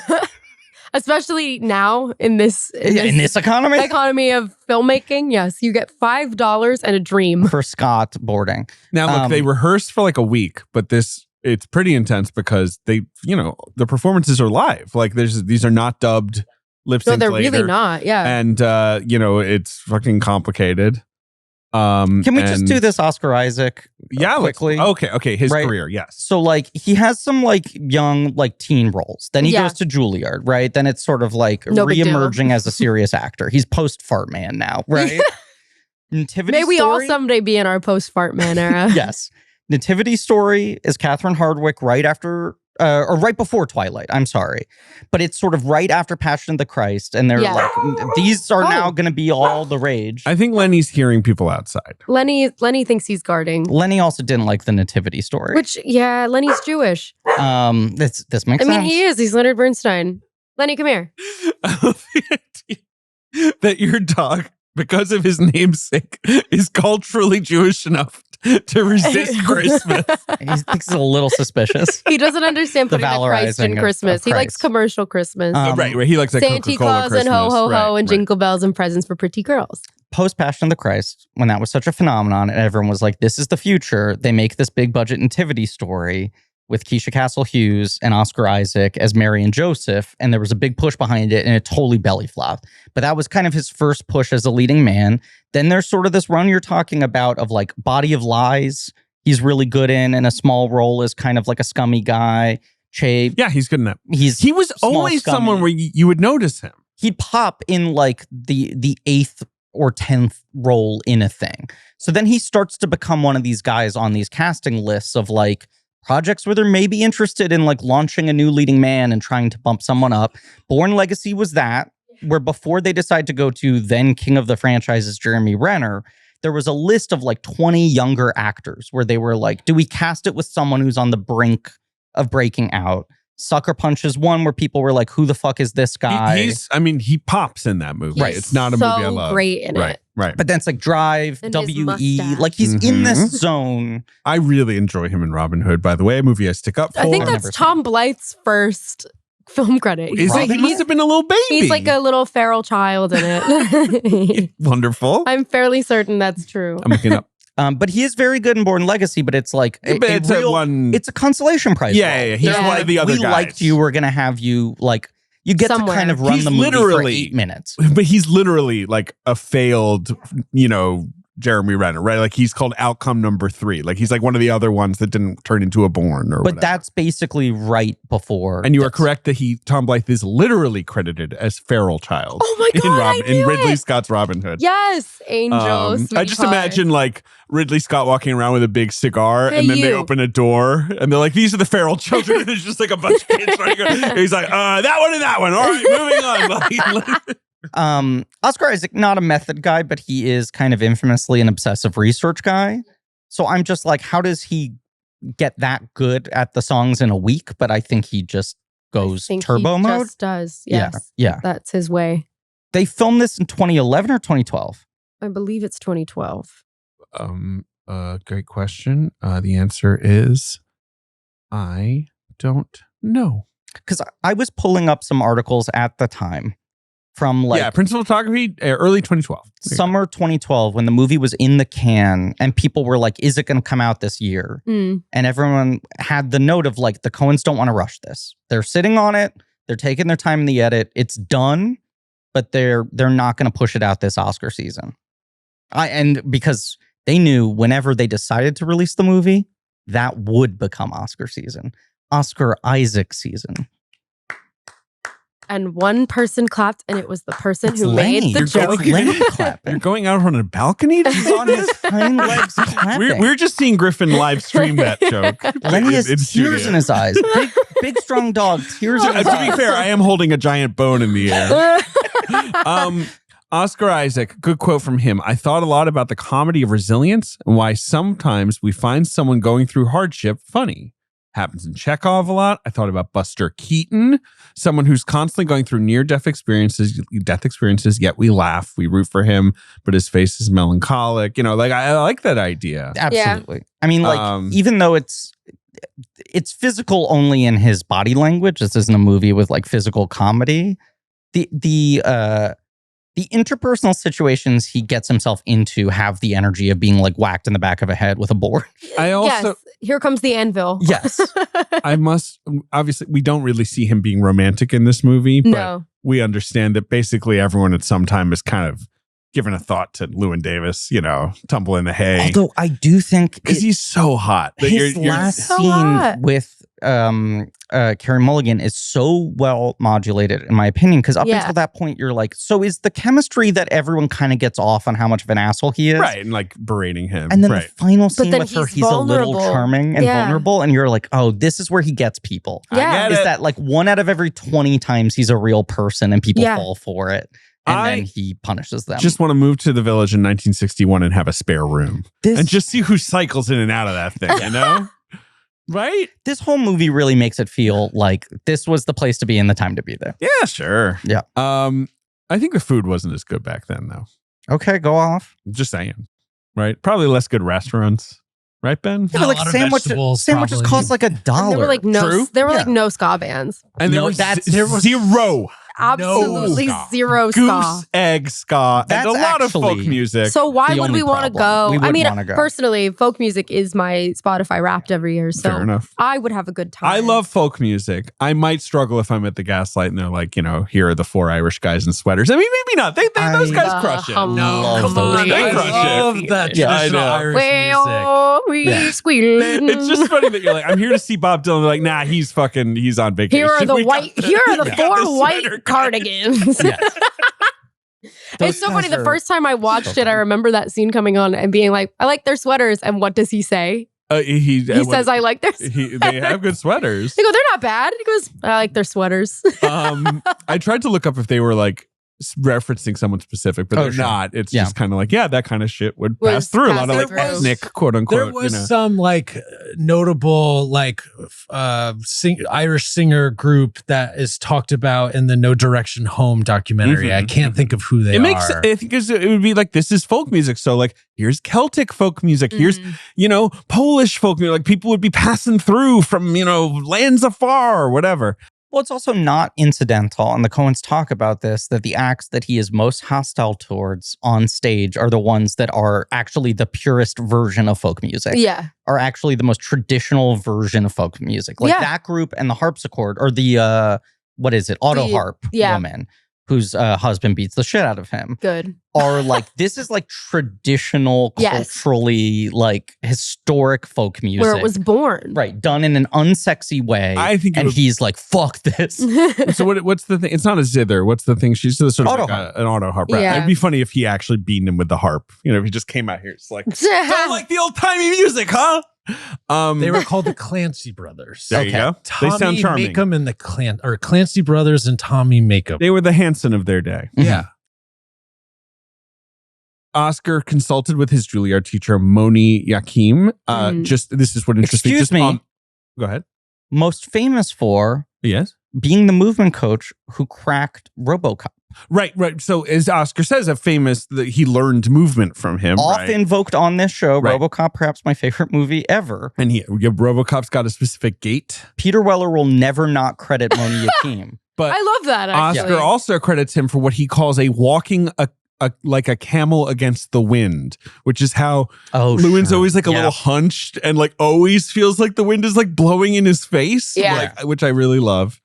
That movie does look so cold, doesn't it? It does look. It's one of those where you're watching it and you're like, I'm freezing watching this. It's one of the great winter movies, and especially like Northeast winter movies. Yeah. But like, you're Peter Weller, they put a difficult suit on you. You go, I can't move, call Moni Yakim. Most people in Oscar Isaac's position wouldn't say, I obviously need to call in a movement coach for this. Absolutely. They would more be focused on the music or the whatever, right? But this is why his walk is like half of the movie. And this is why he's not like a method actor, but somebody who loves to research. Love to think about the crowd. Timberlake comes to them through Scott Rudin, normal guy. Carrie Mulligan's obviously bubbling around. She's getting more famous. I feel like An Education is like 2 or 3 years before. Right? And she's fucking 2009. She's fucking brilliant. Yeah. She's got the best line reading in the whole movie. She's got the best bangs in the whole movie. Ready? Yeah. Give it to us. You ready? Rachel's kind of coiling. I'm finding the character. I'm preparing. I just got off the phone with Moni Yakim and I'm ready to. No, I should have made you wear double condoms. Well, we shouldn't have done it in the first place, but if you ever do it again, which is a favor to women everywhere, you should not. But if you do, you should be wearing condom on condom and wrap it in electrical tape. You should just walk around always inside a great big condom because you are shit. You should not be in contact with any other living thing being shit. Lenny's clapping again. I need the listener to know Rachel was looking at nothing. Rachel ain't got no screen propped up in front of her. She just did that. No, that is line reading of all time. That is great. It's incredible. I love her so much. She's so good in this. She really is. Yeah. And she gets to a point where like the female lead in Cripple of Inishman, where it's like, girl, come on now. Come on. But that's a good performance in my opinion, where you're like, you're mad at her for being so fucking negative towards what is already such a negative plot and negative situation. And then you kind of end the movie. You love her for a second with her getting the gaslight for him, but then you realize how she did it. But also, the two of them had just done Drive together. That's right. Of course, they did Drive together. Married, but a very different vibe in their relationship. They clearly have some not comfort. a great marriage, I'll say. But she's in, right, it's like Drive. An Education's 09, Public Enemies and Brothers are the same year, small roles. Wall Street Money Never Sleeps, normal movie, normal production. Never Let Me Go are 2010. Drive and Shame are 2011. Right. And then, I feel like Drive and Shame are her first post-Oscar nom projects where she's popping. And then this and Great Gatsby are the same year. Love her in Great Gatsby. Very much in this her... and Great Gatsby being the same year is so what? Because it's such... Like, it's really like Rachel McAdams doing Notebook and Mean Girls, where you're like, these are two completely different films, completely different performances. Phenomenal. She disappears into both, and she's fantastic. Agreed. Love her in Far From the Madding Crowd. Highly recommend to anyone who hasn't seen it. I've never seen that. I've never seen it either. Check it out. So John Goodman, so Timberlake, blah, Mulligan, blah. John Goodman. Here's a quote from him. You know this quote? He had not worked with them since Oh Brother. I do not know the quote. I got an email from Ethan that said, quote, "Madman, we've got something you might be interested in." That's all. I I think he's like the ghost of Christmas Future in this movie. Sure, of course. Llewyn He's the does fear. not know how to Not clock become it. this. Well, okay, No. fine. But it's like, he's the curdled, like, Yeah. he hates everything. Yeah. Right. He's considers himself a genius, Yes. musical genius. And but now he's like, the guy in the back of the car yelling at everyone else for he- being he's wrong. watching the world pass him by. Right. Fucking jazz snob. Yeah. One of Yeah. the worst snobs. Unlike ska fans. Well, this is what I was going to say. Cool. You're like 25 years from now, Llewyn could be the old grumpy folk singer in the back Yes. of the car complaining about the it's ska kind of Yeah. what Dave, musicians up front. it's kind of what Dave Van Ronk became. Kind Yeah. of just like, right, yeah, you sort of stuck here. But Can I say though, Please. Garrett Hedlund, This was the so first. hot in this movie. He's so hot, and I Yeah. feel like this is the first time he'd been around, right? Like, Yeah. Hollywood was pushing him. It And was I- very much like, we want this to be a guy. Was this pre-Tron or post-Tron? it's post-Tron. No way. And I had always been like, oh yeah, he's fine, he's Same. handsome. Like, I get Why it. is everyone so crazy But this about one, him? I was like, and he barely speaks, obviously. I He was, like, literally obsessed has with like him. one line in it when he's So good. reading poetry in the diner I love him. or the road stop, wherever they go. No, it is. I had that exact same feeling, which was like, they've been pushing this guy so hard and he's fine. What's the deal? And then you watch him in this and you're like, I get it. He's captivating. I get it. No one else has captured this, but clearly the guy has the juice. yeah. Now he's the Tulsa King. Now he's no. No, that's still Sly Tulsa is the King. Tulsa He's King, but he's on beautiful. Tulsa King. He is beautiful. Big fan of him. Yeah. In general. They shoot this movie mostly in Brooklyn and the Lower East Side. The actual village, of course, as they say, is basically too noisy, like visually for can't do them, it. right? To do all the period stuff. Have you've seen the paparazzi photos from those shoots with the stuffed cat, yeah? I have The seen, cat yes. that looks like one of the Webkins. Like it looks like a Webkins. Oscar Isaac and his emotional support Webkins. It is very cute. It's fantastic. They talk a lot about. I feel like when Ethan talks about his burnout and what eventually caused him this to was a decide to really go on hard, break. annoying movie to make, and here is his Webkins. Look at that. Yeah, it's it looks really like a good. Webkin. Yes. It's so cute. Ben, of course, is the biggest cat person in the room, I would feel. Yes, I have a cat named Pig. Wait, cutest name for a cat ever, actually. Yes. Oh my God. Inspired by Cosplay. Miss Piggy. Oh my God, even better. She's 17 years old. Years young. And Okay, she's there doing we go. great. She's There we go. asthmatic. She's diabetic. No, she's so 17 so is sweet. impressive. 17 is amazing. God bless. I was just going to say that I feel like Ethan points back to the process of working with the cat on this movie as one of the things that like broke him. Where he was 100%. like, Hence the Webkins. yeah, truly. But he was just like, oh, it'd be fun to put a cat at the center of the movie. That kind of gives the story like a No. propulsive drive. And you're like, oh my God, the amount of scenes that are driven by a cat needing to start one place and end up in another place. Yeah, that's and it's hard. just, have you ever worked with a cat? I don't think so. It's a no. fucking nightmare. No, I've worked, I've only like worked with dogs and birds and stuff. Snakes. Snakes. I've worked with birds. snakes. You Snakes sung are nice. ballads to them. I did. I did a multi-camera pilot with a cat where the cat was supposed to be a big part of it. And I genuinely think the process of working with the cat was 50% of why the show was not picked up. That's wild. Because it was just a Yeah, they're nightmare. not like trainable. That's the No, thing. They're and the so cat handler independent. was there and they'd be like, so like the timing is on this line, the cat needs to go from here to there. And the trainer was like, Yeah, that's not going to happen. I'll see what I can do. She'll do what she wants to do. and the producer was like, who's this fucking cat wrangler we got? Like, we can't get someone better than this. And they were like, that is the best. That's the best cat She's just wrangler. being honest with you that Yeah. you're never going to be able to get them to do what you want. And that's why, what's his name on, is it Salem on Oh, on Sabrina. Sabrina was an animatronic. Yes. Seamless. Was an I never knew it. automaton. Did I you, never you knew that couldn't was tell? a robot. You couldn't tell? It's basically a broken clock is right twice a day process working with the Right, cat on just camera shoot where him it's for a like while, you do right. 200 takes and eventually one of them will accidentally be Yeah. I like how Yeah. Salem was so busted, and then they upgraded to a slightly less busted Salem. He Yes. was always funny, by the way. He always I has always the right like the line. background hit. though. Like when he leaves the scene, it is a real cat. Yes, and I yeah. kind of love that. I don't want to rain on anyone's Salem parade here. I should Uh-oh. acknowledge that Salem did just headline the Riyadh Comedy Festival. You're fucking kidding. And it was the newer puppet. It's the better one. And then when he walked off stage, it was a real cat. It was a real It was a cat. real cat. They were like, everyone look over there for a second. And then when they looked back, it was a real cat. Never got old. Funny every time. Every Not meant to be a single joke. time. Funniest thing on the show. Oh my God. Roger Deakins does not shoot this movie, Mm-hmm. guys. Their longtime cinematographer. He was busy Sky making falling? the sky fall. He had to make Let the it sky crumble. fall. Let it Let crumble. the sky fall. Please. Let it crumble. Can you? We will stand tall. Okay, we will here's stand a tall pitch. and face it all together. We have to face it all together. Mhm. Here's a pitch. What if you play James Bond, the Bond girl, and sing the song? So the thing is, I feel like That's like everybody's- hosting SNL and doing musical guests. That's a lot of work. which people do it all the time. So why not, right? I would love to be a Bond girl. I'm just putting it out there. But also be I know James Barbara Bond. Broccoli doesn't do it anymore, but girl, Yeah. Yeah, it's Amy Amazon Pascal now, right? It's Amy Pascal. and David Heyman. Yeah. Come on, guys. David Heyman. Come on. Come on, David Heyman. He's gonna, if he ever hears this, he's gonna be like, so I'm never working with her. I think as the toast of London, you should be considered. Yeah, come Yes. on. Now that you are the toast of London's Come own. on. an honorary citizen. So Roger Deakins didn't do it. No, so Bruno Del I Bonell, one love of my Roger favorite DPs, who loves to shoot things like this, all Like- smoky like and cloudy. this. You know what I mean? Yeah.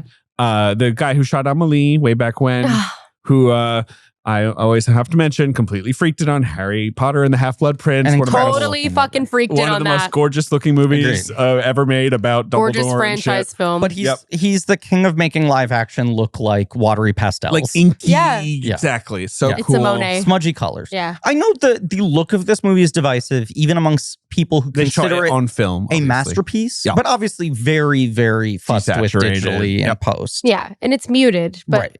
and people tend to not understand that just because it's not colorful doesn't mean it's not good. It's a movie that looks like slush. Like that is what they wanted. They were like Yeah. winter in the village. Yes. The Free Will and Bob Dylan album cover Yes, is like totally. a big Yeah. Literally, inspo. yes. Yeah. But also New York in January, February looks white. It looks It gray. literally is gray. Yeah. Right. And this movie Lucy Gray somehow Brown. gets it somehow gets at some ecstatic truth of what the cold feels like more than what the cold looks like. Absolutely.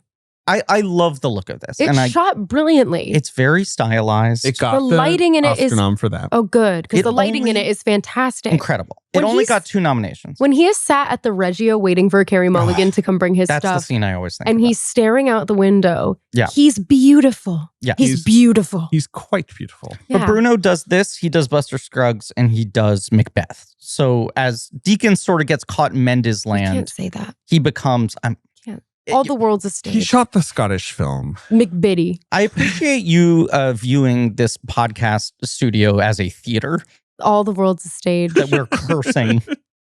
The Palladium balcony. Uh-huh. Mm-hmm. The blank all- check offices. It's all a stage. It's all a stage. I have to go sing Don't Cry For Me. Bye, guys. yeah, right back We're to halfway through. Bruno Mhm. loves We are. Yep. stage-bound stuff, though. He loves shooting on sets. He loves Uh-huh. being able to control the light. Yeah. This is a movie where he's mostly dealing in real a environments. lot of locations. Yeah, the Lower East Side is real, unfortunately. A lot of New York street shooting, but also like shooting in actual tiny cramped apartments. Yeah. Yeah.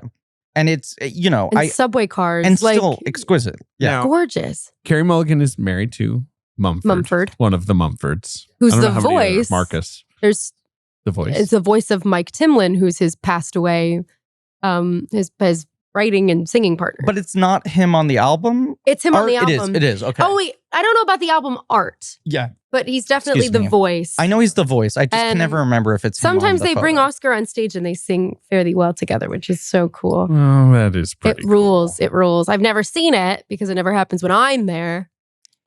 So Marcus Mumford, if you're out there, I've told this story before, but my mom wanted my sister to be bilingual when she was she made a wish. 13, 14. Okay. Well, she had failed to make my brother and I bilingual. My mother is French. Okay. And so she decided to pull my sister out of school in 8th grade and immerse her in a school in France for a year to make her bilingual, which I'm so sorry. I would be so mad if I were your sister because, like, what, 8th grade, my last year. of really middle school. normal, emotionally and psychologically wrestling balanced me. year to take a girl out of the environment that she knows and place her in a That's- foreign country. It's also too late to make someone bilingual. Yeah, You that gotta is- do that when they're is like not- 4 years old or whatever. I'm going to say all of it was a disaster, but I went to visit them largely because it was a disaster. My mom was like, 5-alarm fire. We need additional support. Oh my like, god! back oh my god! up. Oh my god! And they were subletting this apartment in France, and it's just this one fucking Mumford and Sons song was on a loop. They had an iPod and a dock, and they were playing this one song Like Little Lion Man. 4 straight hours every night. Yeah. And like 3 days in, I was just like, why the fuck do you like this song so much? I cannot believe you listened to this song so many times. And my mom goes, the iPod is broken. We don't know how to change it to a different song. Cool. And within 5 seconds, I identified that they just had it on repeat and hadn't fixed it. Oh. And I was like, are you telling me that for 4 straight months, you have listened to this song? What song was it? Every take me down the night. When I'm down the night. I couldn't tell you what it's called. My dear, my dear. That one. Wait.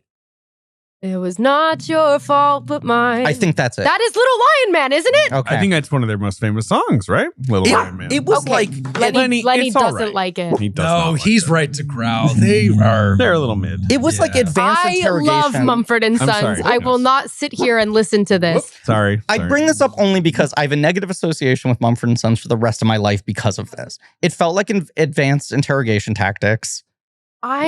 That is so funny to And me. I was like, why wouldn't you just turn the iPod off? And they were like, well, we love music. And I was like, you love listening All right. to the same song every night? Inside Llewyn Davis. That's the end of my story. Inside Llewyn Davis That was it. It's is ended. about a guy called Llewyn Davis. It's Welsh, but Mhm. his mom is Italian, I believe he says. Yes. and I love that somebody says what's Pablo. your deal, buddy? What are you? They call Right. him Pablo They call him Pablo because he is 'Cause he Latino. is. I love that line. But also Bud Grossman says, what's the N stand a for? beautiful. I love. It's a beautiful, great handsome line. Guatemalan. And then once again, because he's Guatemalan, says, maybe if you stay out of the sun a little bit. When Yes. he's giving him the career advice. Yeah. He says 18 hysterical, insane things, and then promptly has an heroin overdose and probably dies. The 2 seconds of sympathy he gives him in silence when he says his partner killed himself, and he's like, anyway, George Washington Bridge is a terrible bridge to throw yourself. Oh, Well, no, Yeah. Grossman doesn't say that. No, Yeah, not no, Grossman. yeah. No, I'm John talking about Goodman. Goodman. Yes, Yeah. yes. Like Yeah. just all the amazing things Scott Goodman says. I was like, well, John Goodman's like, it's a brief performance. He's only in like 6 or 7 minutes of the movie. And then I'm watching and I'm like, does he actually have 15 straight pages of dialogue? It's all gold. He comes in, attacks the rack. It's so good. But yeah, Llewyn Davis, he is a folk singer. Sorry, guys. It's okay, Lenny, it's okay. He's just practicing. You can let him. What will happen if you let him rampage? He's just gonna do this for like 5 minutes. What are you mad about, Lenny? He hears people in the hallway. And Yes. he thinks he owns the blank check office. He thinks He's the I guard. He's the had official guard dog. this once. Yeah, if you live in like a busy apartment building with an animal, with a dog, like they will anytime someone like gets out of an elevator, like yeah. you know. It's 2 miles away. insane. Yeah. He's Yeah, crazy. They know. Llewyn Davis, his partner died. It's 1961. He released a solo album. It did not sell. The movie begins with him getting the shit beat out of him.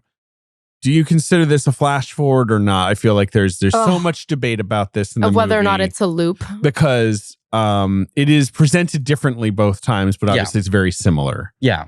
I think of it as 2 different things, Interesting. but I don't really care that much. And I'm not trying to Reddit, please calm down, like offer some definitive take on this.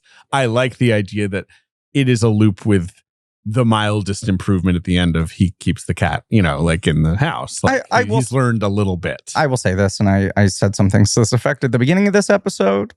It's a little frustrating sometimes talking about the Coen brothers. Right, where people are trying to solve it. Yes. Right. And I think we tend not to try to be like puzzle solving movie guys. But a lot of our episodes, there's been a lot of very loud, like, I cannot believe they got all of this wrong. They forgot Right. this part of the plot. Well, no, is I this, forgot or- art wasn't subjective. Right. That's the thing. Forgetting plot stuff, we do that all the time. We're Yeah. bad at our jobs. But the sort of like, that is a fundamental misread of the movie. There are certain things where like we got the fucking, of course, it's not Tommy Lee Jones's dad at the end of No Country Yeah. that he goes to visit. Like that's just actually on us. That's a big mistake. Hmm. But there's other stuff where I'm like, every time I watch these movies, I flip opinions on certain reads. I really do think the Coen movies are like that. They really do feel like dreams where you wake up and you go like, why the fuck was I doing that? Like, what does that mean? And the more I rewatch them, the changes in where you are in your life, like sometimes I'm like, it's absolutely 2 separate events. And sometimes I'm like, it's the same event from 2 different perspectives. And I don't think there's a definitive answer. I don't think there's a definitive answer either. Absolutely not. I do think they kind of not spoon feed, but drop hints with the line about folk songs saying it's never new and it never gets old. But, you know, a folk song is repetitive. A folk song is the same like melody sung over and over again to different words. I think this is a good point. And so it's one of those where you go, and also if you pay attention to the way it's edited, what's a hard cut versus what's a fade is also a very cool way to watch this film, because it fades to him being back at the Gorfines the next morning and the cat waking up with the cat on his chest. Yes, which happens and it's both times. Yes, and it's a fade that time. The first time it's a hard cut, yes, and the second time it's a fade. I think that's brilliant. And those are two distinctly different events. They feel different. Exactly. Well, the cat wake ups are absolutely yes, two and different. the end result is different. Yes, right. One time he lets the cat out, one time he doesn't. I think you're right. Sorry, finish your point. No, I'm just saying, like, there's so many ways to watch it. There's so many ways to interpret it. I do think that something that we learn as we get older is that whether it's God or the universe, you're handed the same situation over and over again to see how much you've learned. And I do think that the idea of this film is it's weirdly hopeful, despite how depressing it is, that he's going to figure it out at some point, because the first step was not letting the cat out. Yes, I agree with you. That is my read. It's that the multiple interpretations is the point. It isn't that one or the other is the answer. This movie is very paired, in my opinion, to A Serious Man in a lot of ways, where it's this sort of like tests of Job, this guy who keeps being challenged by the universe. And the point in The Serious Man is it really isn't this guy's fault. Yeah. And the point in this movie is all of this is basically self-created and self-perpetuated by this guy. Yeah. But like whether or not they're the same event, it's meaningless to him. He probably couldn't differentiate between them being separate events, a month apart, a week apart, a night apart. And also his takeaway would probably be the same. What is frustrating about this guy is that he isn't learning, right? Yeah. And that you can look at the ending and sometimes I think, oh, he's starting to get it. And other times I think, he's just disregarding this. The au revoir is like him putting an ironic distance to a thing that he should actually be processing in a deeper way. And that's mental illness, which is the other thing. Is like very much can't tell what was a month ago, what was a week ago. Is like, that's depression, like 100%. And that's living in a rut. That's being an artist who's facing rejection. But then John Goodman has this great line where he's like, essentially making fun of him, but also reading him for filth, where he's like, oh, my life's this big pile of shit. I don't remember making this big pile of shit. Right. Which is like, you are the reason your life sucks. You can do something about it. And those kinds of people are the most frustrating people to deal with, where you're like, I have a solution. Do something else. He, clearly thinks, you know, maybe not the world, but the industry, the scene is against him a little bit, right? But he never rants about it or anything. There's no moment in this movie that's that on the nose, and he can't talk about the horrible thing, which is that he lost his partner. Like, that's the thing where it's obviously like the mere mention or waft of it sets him off, and makes sense. Like, it's like that's the unsolvable riddle of like, how am I supposed to get another partner? That was when I was probably at my best. Which I think is why this movie is so personal, and I feel like it's one of their most like overtly moving movies, because I think it's really activating something about these two guys who work together, trying to process the theoretical tragedy of losing your other half, right? And they have obviously now, at the time we're recording this, been in their sabbatical, split off, side projects. But like, they didn't lose each other. No. You can't break up your brothers. Very true. Right. There's like a certain Twilight Zone nightmare scenario of like, what if they made blood simple and then one of them died? Yeah. Sure, right. What the fuck would they do? Yeah. Kind of thing. But I also think watching it this time, I really started to drill down on, does Llewyn want to be successful? This is a big thing that in the past, I've read this sort of sense of resentment of, fuck, why has no one given me my break, right? And I started really like through the lens of just, when does he indicate that he wants something more than what he has? And it happens so rarely. And when it does, it feels like what he wants is for someone just to create an ecosystem where he can keep doing the exact thing he's doing right now, with slightly less struggle. Because he's not saying that he wants a ton of money, that he wants fame, that people aren't calling him a genius, right? And he also, for how cynical he is, doesn't do a lot of why that guy and not me kind of shit that you so often sense. You don't see guys him like grinding this. an axe. You're right about Bob Dylan or whoever the fuck. No, definitely The not. specter of Bob Dylan at the end of the movie, I do feel he's clocking like, oh, is something I also changing? Is think I'm with, not this guy, right? What's the Troy, the character that Stark Sands plays? Yeah, he doesn't like. There's Stark a little, Sands. yeah. There's a little bit of like, this is the thing that's getting Bud Grossman's attention. Like, you got to play. I mean, at Bud Grossman's, like that's crazy. But like, then the Bud line of like he connects with people, like that he says about. Oh yeah, 100%. He's a good kid. Yeah. He's a good, upstanding guy. People read his goodness. Right. And like the the unspoken thing that Bud is saying to Llewyn of like, you on the other hand seem like a moody piece of shit. And he like inadvertently, I mean, like he doesn't know he's telling him to kill himself, but he's like, you should get back together with your partner. And that, like, to a depressive is very much reading, you should kill yourself too. Like, absolutely. Right. There is an easy symbolic read of this movie in which he is literally trying to pay a fare to cross, and go in the ocean. That he's like, that the merchant marine are like Charon, and he like, that's the only step left before he enters the underworld. Right. Like, and he's just in this purgatory where he's like, do I do that? Do I fucking get on the boat? The merchant marine thing is what I find very telling within this sort of focus I was giving on this viewing, right? Is like, he really bristles at Stark Sands, but I think a lot of that is, this has to be an act. This guy can't be for real, right? Yeah. And he's he says, does he have a higher function when he's watching him play in the bar? He's this type of guy who wants to believe that he's operating like a samurai or something, right? That there's like an empirical code for artistic purity. And that if you are more or less than ambitious than that, then you're wrong, right? He doesn't want people who are just kind of clocking in and clocking out. And like, this guy seems so untroubled and uncomplicated by it. And it's like, that's not enough. You need to be tortured by this. But also, if you're too mercenary, if you're too careerist, if you're too strategic, then you're not doing it for the right reasons, right? And they keep on sort of asserting this idea that it's like, you could have a home. To some degree, you seem obsessed with the idea of being unmoored, sleeping on people's couches, not needing much to get by, constantly struggling to just get $10 ahead. Like, that's the thing. And I think all he ultimately wants is the idea of someone like Bud Grossman, who's a kingmaker, saying, you are good enough that I will give you just enough money to survive. I will give you just enough attention to survive.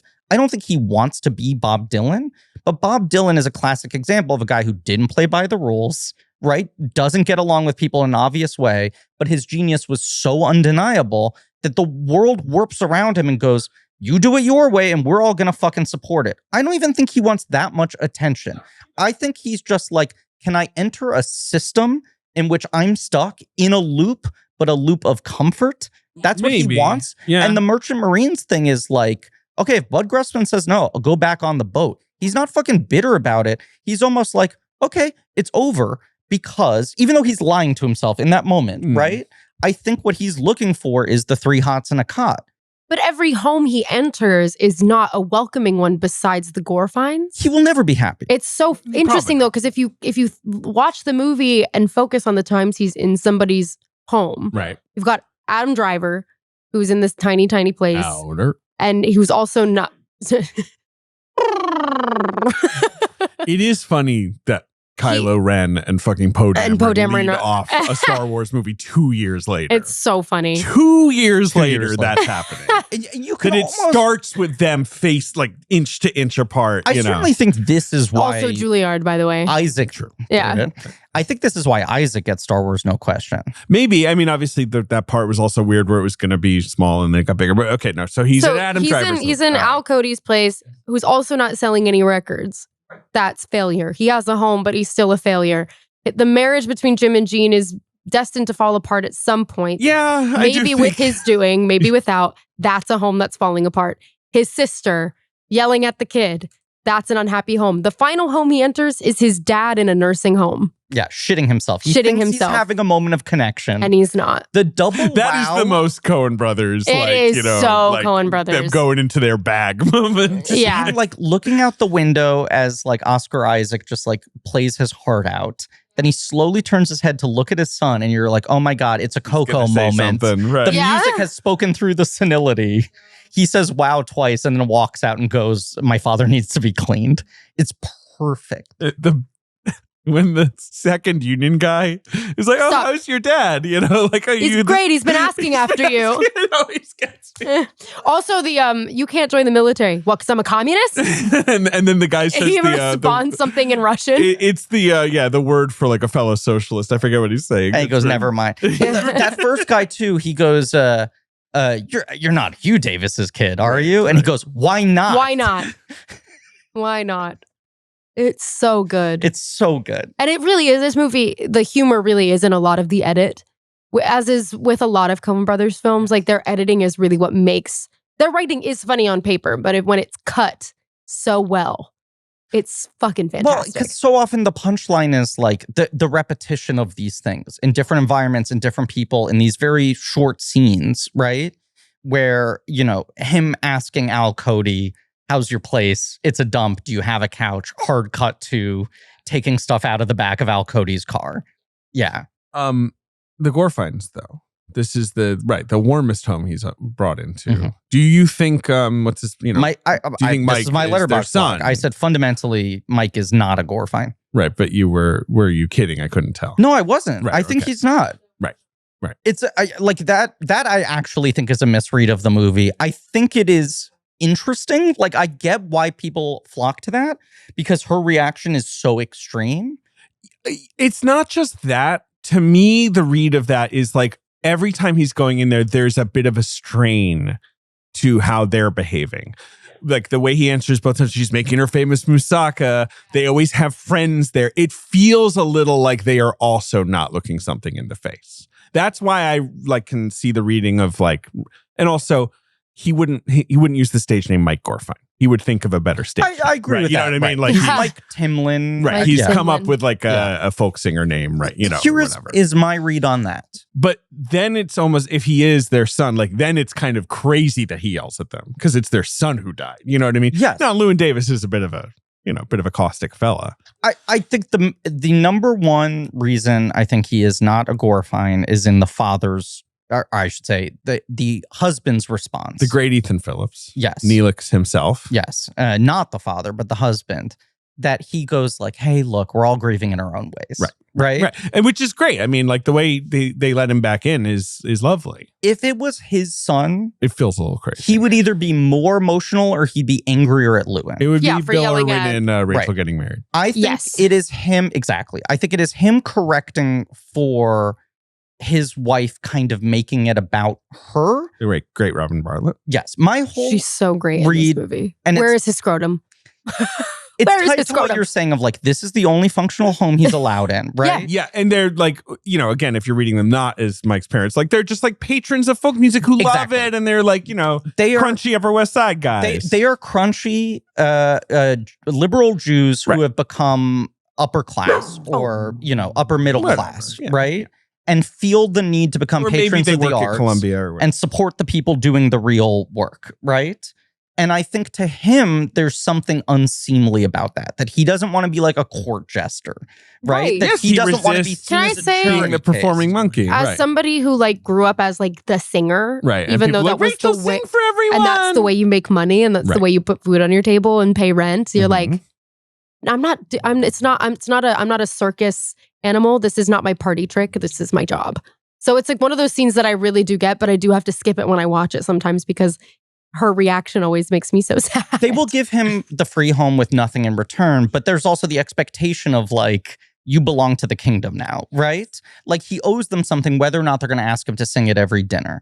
There is some unspoken sense of singing for your supper because they're people who get off on the idea that they're patrons of the arts and they are supporting the people doing the radical work while they've settled into something more comfortable. And I think the idea that he is being commodified in that way even if they ask nothing of him, even if they are the most accepting and the most kind of like emotionally engaged with him, pisses him off. Yeah, 100%. And I also think her turning Mike's death into something that she has to grieve pisses him off because he wants that to be his. Unless she's his mom. Which is why I think she's not his mom. Ben, you seem to disagree. Oh, no. Okay. I was going to more just add it. I really feel for him in that I think they're parading him around. Well, and I mean, it's cool that they're friends with this guy or whatever. I think they're, giving him a place to stay, but there's something gross about it, especially even with the fact that you keep seeing different friends at these dinner parties. And it feels very established that like he and these other musicians are always around and they're always like little like guest performers at these dinners. Like these salon, these curated interesting minds things. And it feels like there's like a petting zoo element of like, we brought a guy with a camera to like look at you, you know? And he's living this life of struggle and they have like the big bearded guy. They have the comfort of academia. And right. they, like they've decided to go that route. And I think it would piss anyone off. But that's the part of him paraded that way. That's the part of him that doesn't want success. He wants to find a comfortable middle where he can stay in a loop. Because what he actually doesn't piss him off, though? Everything. No, I'm saying what makes him happy? Nothing. Yeah. He's fundamentally an unhappy person. The most content you see his very last like singing Fare Thee Well without Mike. Sometimes you see the spirit move through him in a way that's more comforting, but obviously when he's performing for Bud or whatever, it's so powerful, but it's angry and it's sad. You know, it's he picks the death of Queen Jane to sing to like the most important audition of his life. Such an insane decision. Yeah. But this is a guy who But it feels like a Llewyn Davis decision. Right. It is a Llewyn Davis decision, but you think it's such an interesting moment to then see how free and beautiful he sounds singing Dink's song at the very end of the at the very end of the movie. Because he's making that decision himself. Yeah. Like that it's like rather than, doing it in front of the Gorfines and then she joins in doing Mike's part where it's like, keeping, like now it's like here's a new take on this song. And when he sings it in front of the Gorfines, he's singing like his part of a duet. He's not doing the It is missing something. When he sings it at the end, he has finally found the way to sing it as a solo performer. I think like part of his samurai code though is like, I only want to borrow money from people who don't have money to give me, right? Yeah. I only want to stay on a couch of someone who doesn't have enough room. Like the idea that the gore finds like the cup overfloweth makes it feel like dirty to him. And how much it makes him feel more like a charity case. Yes. Have you watched Star Trek Voyager? No. I know he plays an alien doctor. No, that's the thing. I just want to for 1 second say he plays the character of Neelix on Star Trek Voyager. Okay, now, of course, Star Trek Voyager is about a spaceship that gets flung to the other side of the galaxy, right? So they're lost, right? And so there's sort of a makeshift crew. That's the point of Star Trek Voyager. They've got a captain. They've got a the doctor is the hologram, is of course Robert Picardo. Of course. Your favorite. Yes. They pick up a sexy Borg lady. But then there's also Neelix, played by Ethan Phillips. Who's he? He's like a weirdo they find. Okay. He's just like a guy. He's like an alien they meet from over there. And he's kind of like, I kind of know the lay of the land around here if you want me to like hang out. And they're like, okay, what do you do? And he's like, I can cook. And so he's the cook. But that's it. It's just so weird. There's no Star Trek character like it. His design is really good. His design's really cool. He's got these crazy spots and like this weird sort of tufty hair. And it must have been such a pain to put it on every day. But every episode that he's a part of, Janeway's like, hey, Neelix, what's up? There he is. Yeah. And Neelix is like, I'm trying to make like sort of scrambled eggs. And she's like, gee, fucking, I'll see you later. Like everyone is annoyed by it. Anyway, I always love to see him. I think he's really good in this movie, as is Robin Bartlett. Well, everyone is good. Everyone doing the one scene performance. Alex Karpovsky, funny for a second. Max Casella, such a good slime ball. Like, Penn and Casella need to talk about him. But there is something in, this kind of person. They're not bad people, the Gorfines, right? No, not at all. They're just a little annoying. They're a little annoying. And they also like basically, they want to launder their sense that they've sold out and have gotten comfortable and are no longer like skin in the game, right? And I think her singing along with him is like an overly personal thing to do that she feels the need to do because she feels some ownership of the music to show how much she gets it. Performative grief. Exactly. Yeah. Right? Which is why her husband makes that apology of like, we're all grieving in our own ways. And to him, the insult is like, you don't need to grieve at the same level that I do. You're a guy who brought him over for dinner and let him sleep on your couch. he was my partner. My life will never recover. But for him, it's just like he basically wants to figure out a way to live the exact life he's living with 5% less difficulty. And he keeps thinking, if I could just solve these 2 issues, I'd be happy. And he can solve the 2 issues and he's not happy. 10 new issues emerge and he fucks all of them up. Well, but there's also stuff like he needs to pay for an abortion for Carey Mulligan and her bangs. Her beautiful and her bangs. He goes to the clinic and they're like, no, it's fine. You're paid up from the last fucking abortion you paid for that she decided not to do. She carried to term. Yes. And like, it's just the kind of like, right, exactly. He all around town, he goes to the Merchant Marine and they're like, yeah, you owe us some money. You know, it's like, he just has these tiny little balances up and down that he can never quite balance out. And if he balanced them out, he'd be great. No. So he goes and records. Exactly. He goes and records the fucking novelty song. And they're like, do you want royalties or the paycheck? And he's like, what? The fucking pay? I need money.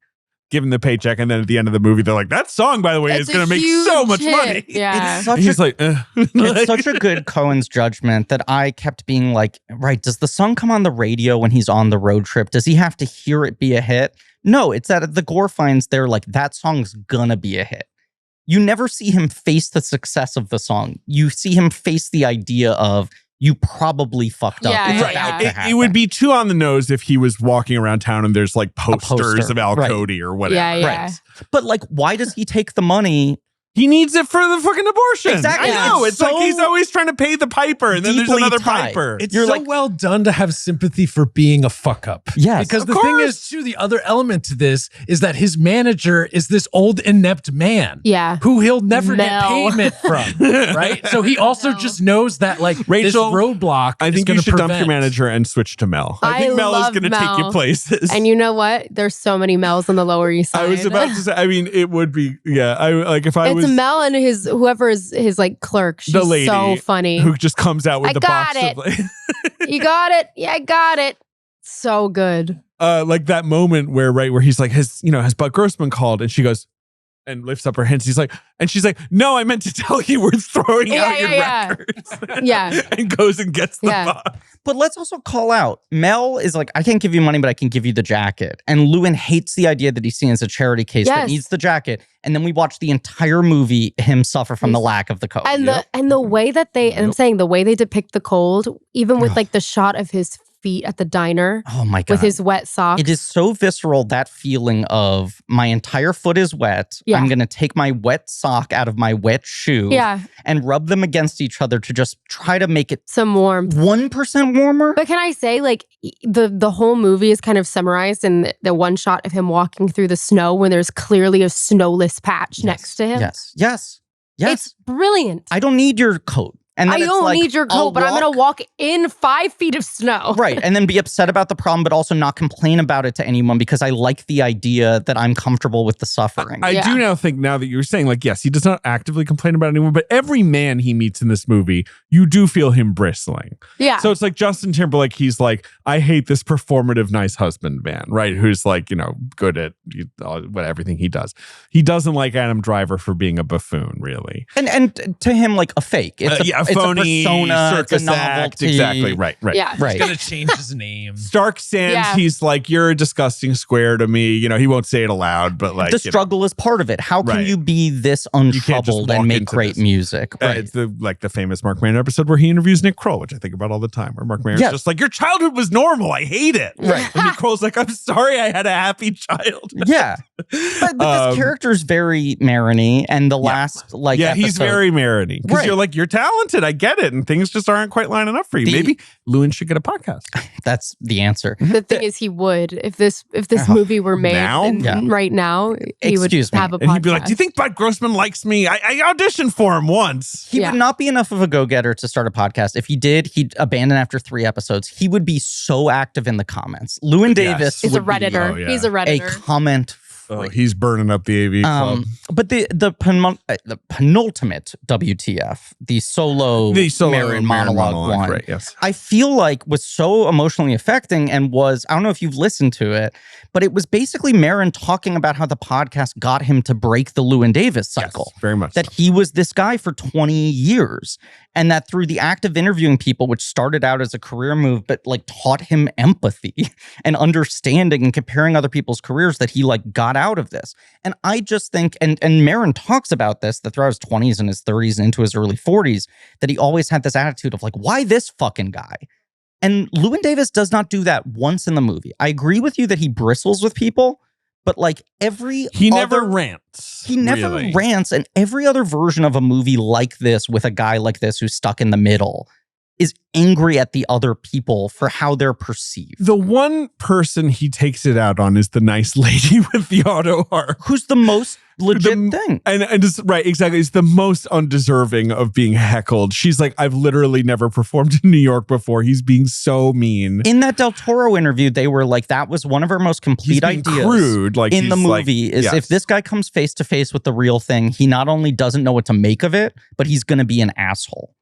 And they said the other like really complete idea that they write their scripts, they start out and then they go like, what happens in the next scene? What happens in the next scene? They don't map out the plot in advance by and large, unless they're doing really naughty kind of noir stuff. And so they're like surprised as things are going along as they develop them. And they said a complete idea for us that we never considered the alternative is that he's going to drive past Akron and not pull off the side of the road. Just notice it. Right. That the entire idea for the movie is there's no scenario we could imagine going there. And he said, if we do the thought experiment of he drives off and he knocks on the door, that's a bad scene from a bad movie. I don't want to see that, right? The complete idea is you look at this glowing CGI town, right? It looks magical. It looks like fucking Potter's It's beautiful literally the Polar Express pulls into truly. Yes. This guy has no fucking home. And there's literally a family ready to go right there. His 2-year-old son. His 2-year-old baby. That he's never met before. That he's never met. That he didn't know existed until 30 minutes before. I think the movie brilliantly tricks you because you're like, well, the shitty move is that this guy pulled up on the side of the road and said, I'm really tired. I could use some sleep. Can you drive me back to New Jersey? And you think he's going to be selfish and take the car to Akron and fuck this guy over because he needs to meet his child. And instead, he doesn't even do that. He does. He just looks at the sign. He just looks at it and keeps on fucking driving and hits a cat. The wrong cat that he took off the streets of New York City. Yeah. Right. And look, he shows up at her door. She probably slaps him in the face, right? She apologizes for not telling him that she didn't get the abortion, but also goes like, by the way, you're a fucking asshole and I don't want you in my kid's life. But even still, that gives him a sense of closure and processing that he's actively avoiding. And there are decisions like what I was saying, John Goodman is like the ghost of Christmas Future. Not only does he not know how to not become that guy, he refuses to acknowledge that this guy is a version of what he could become. He leaves him on the side of the road. Yeah, I mean, like probably dead. Yeah, probably gonna die. It's not a great situation. In his defense, I'm not sure what he should do at that point. I agree. It's a little bit of a tough. But his response almost every time is, "What am I supposed to do? I'm walking away." Yeah, I don't know what to do here. Llewyn is the cat. Llewyn is the cat because the cat doesn't actually get hit. Is the crazy thing is that he checks the car. There's no sign of a cat having been hit. The cat moves on. Your point about the Appalachian performer and like how he's so rude to her, and yet she's the most legit. Yeah. She's literally what folk music is. She is the real thing. Here is a person from a faraway place who is performing very regionally specific music. Who learned music as it was like right. It's like an oral tradition, 100%. And there's something too about like his like whole like, you know, samurai code authenticity. And yet the music that he plays is traditional music that someone else wrote. That he's trying to put his own spin on. He should be doing sea shanties because he was a merchant marine guy. Maybe he should do sea shanties. Cool. Yeah. But then with the Dylan of it all too, like what Dylan really did, right, is he was the first one to be like, why don't we just take this music form and write original music? Yes. And also comment he was on the now. Like total sponge. He was taking in everything and spitting out everything and mixing shit together. And people were like, what the fuck's your deal? And he was like, I don't know. So when Grossman's like, I don't see money here. I mean, that's the thing is it's so cutting, but it's kind of true. He is correct. Like what does the business Llewyn want to do here? Right. Like what is the success here? I don't think he actually, you're right. He doesn't really have a thing in mind. Dylan had shit to say. Llewyn Davis does not. Or if he does, he's not saying it, right? He just wants to impress people with his skill at the standards, right? And so Bud Grossman, like, he says there's not a lot of money here, which is the most cutting shit in the world. And then he follows up by saying a bunch of things that are good about him, even when some of them are backhanded, where he's like, you are talented, but like, what makes you different than 800 other guys I see every week? And then he's like, could you be a Peter? Could you be a Paul? He gives him a path. He does. He goes, stay out of the sun. Cut that into a goatee. You could be the third guy. That's a career. And then you can go to fucking Poppies and play your own shit wherever you want. But that's the version of it where that funds your lifestyle. And he immediately goes like, no, not happening. Well, he won't have a partner again. He can't enter into that kind of emotional he can't contract. open himself up to the possible pain. Right. And that's the difference between him and the Gorfines, where they have performative grief and he has anticipatory grief. Yes. And Lenny is also Lenny's so mad really about upset. how sad Lenny's grieving. So sorry. But don't you think if Bud Grossman had said to him in that moment, I got an idea. I got a songwriter who can't sing or play a lick. Would you perform his material? Right. He would go, no, I don't do other people's songs. Right? Probably. If Bud Grossman offered 10 other versions of here's my pitch for how to sell you that weren't forcing him to be part of a duo or a trio again, he still would bristle at it. The idea is that he wants someone to go, yup, I get you. Move here, live above the venue, perform here every night. I pay you a stipend. It's the version of the Merchant Marines. Authentic, it's 3 hots and a cot. You don't need to get more or less ambitious than you are right now. What if Bud was like, do you want to be my toothbrush? He'd say yes, because this guy's full of bristles. He's bristling. Oh my God. Rachel, don't leave. What are you talking about? Why are you opening the door? David's holding a baseball card? I have my Pete Alonso card here. Oh, wow. Oh. My boy Pete. Sorry, Mets fan. Whatever. My daddy built Yankee Stadium. What was that? My daddy built Yankee Is your Stadium. daddy Babe Ruth? No. We were chatting before you Yeah. guys Did your dad work on the My construction dad of the actually Yankee did work Stadium? on the construction of the new Yankee Stadium when I was a kid. With his bare hands? With his bare hands. This is Baby Joe from Superman. Sorry, I'm reaching to all my comfort objects. Have you seen Superman? Guys, It's good. It's fine. It's good. It's good. You'd enjoy it. You've not seen it out of loyalty to DJ Catrona. You're one true Superman. well, that's the thing. Yeah. You know me and my love of DJ as Clark Kent. But it's also that I was doing Evita and I just simply... Yeah. Like I know. Sinners, I saw Sinners and then I went back into my tunnel. So then when I came out, I could only see what was in theaters after I came out. And by the way, guys, this is the only reason I keep on turning down Broadway musicals. They're begging me, and I go, I can't miss these What's the last offer you got on a Broadway musical? Oh, my Griffin? God. Death Becomes Her. They wanted me to play both. And I said, the movies I'll miss.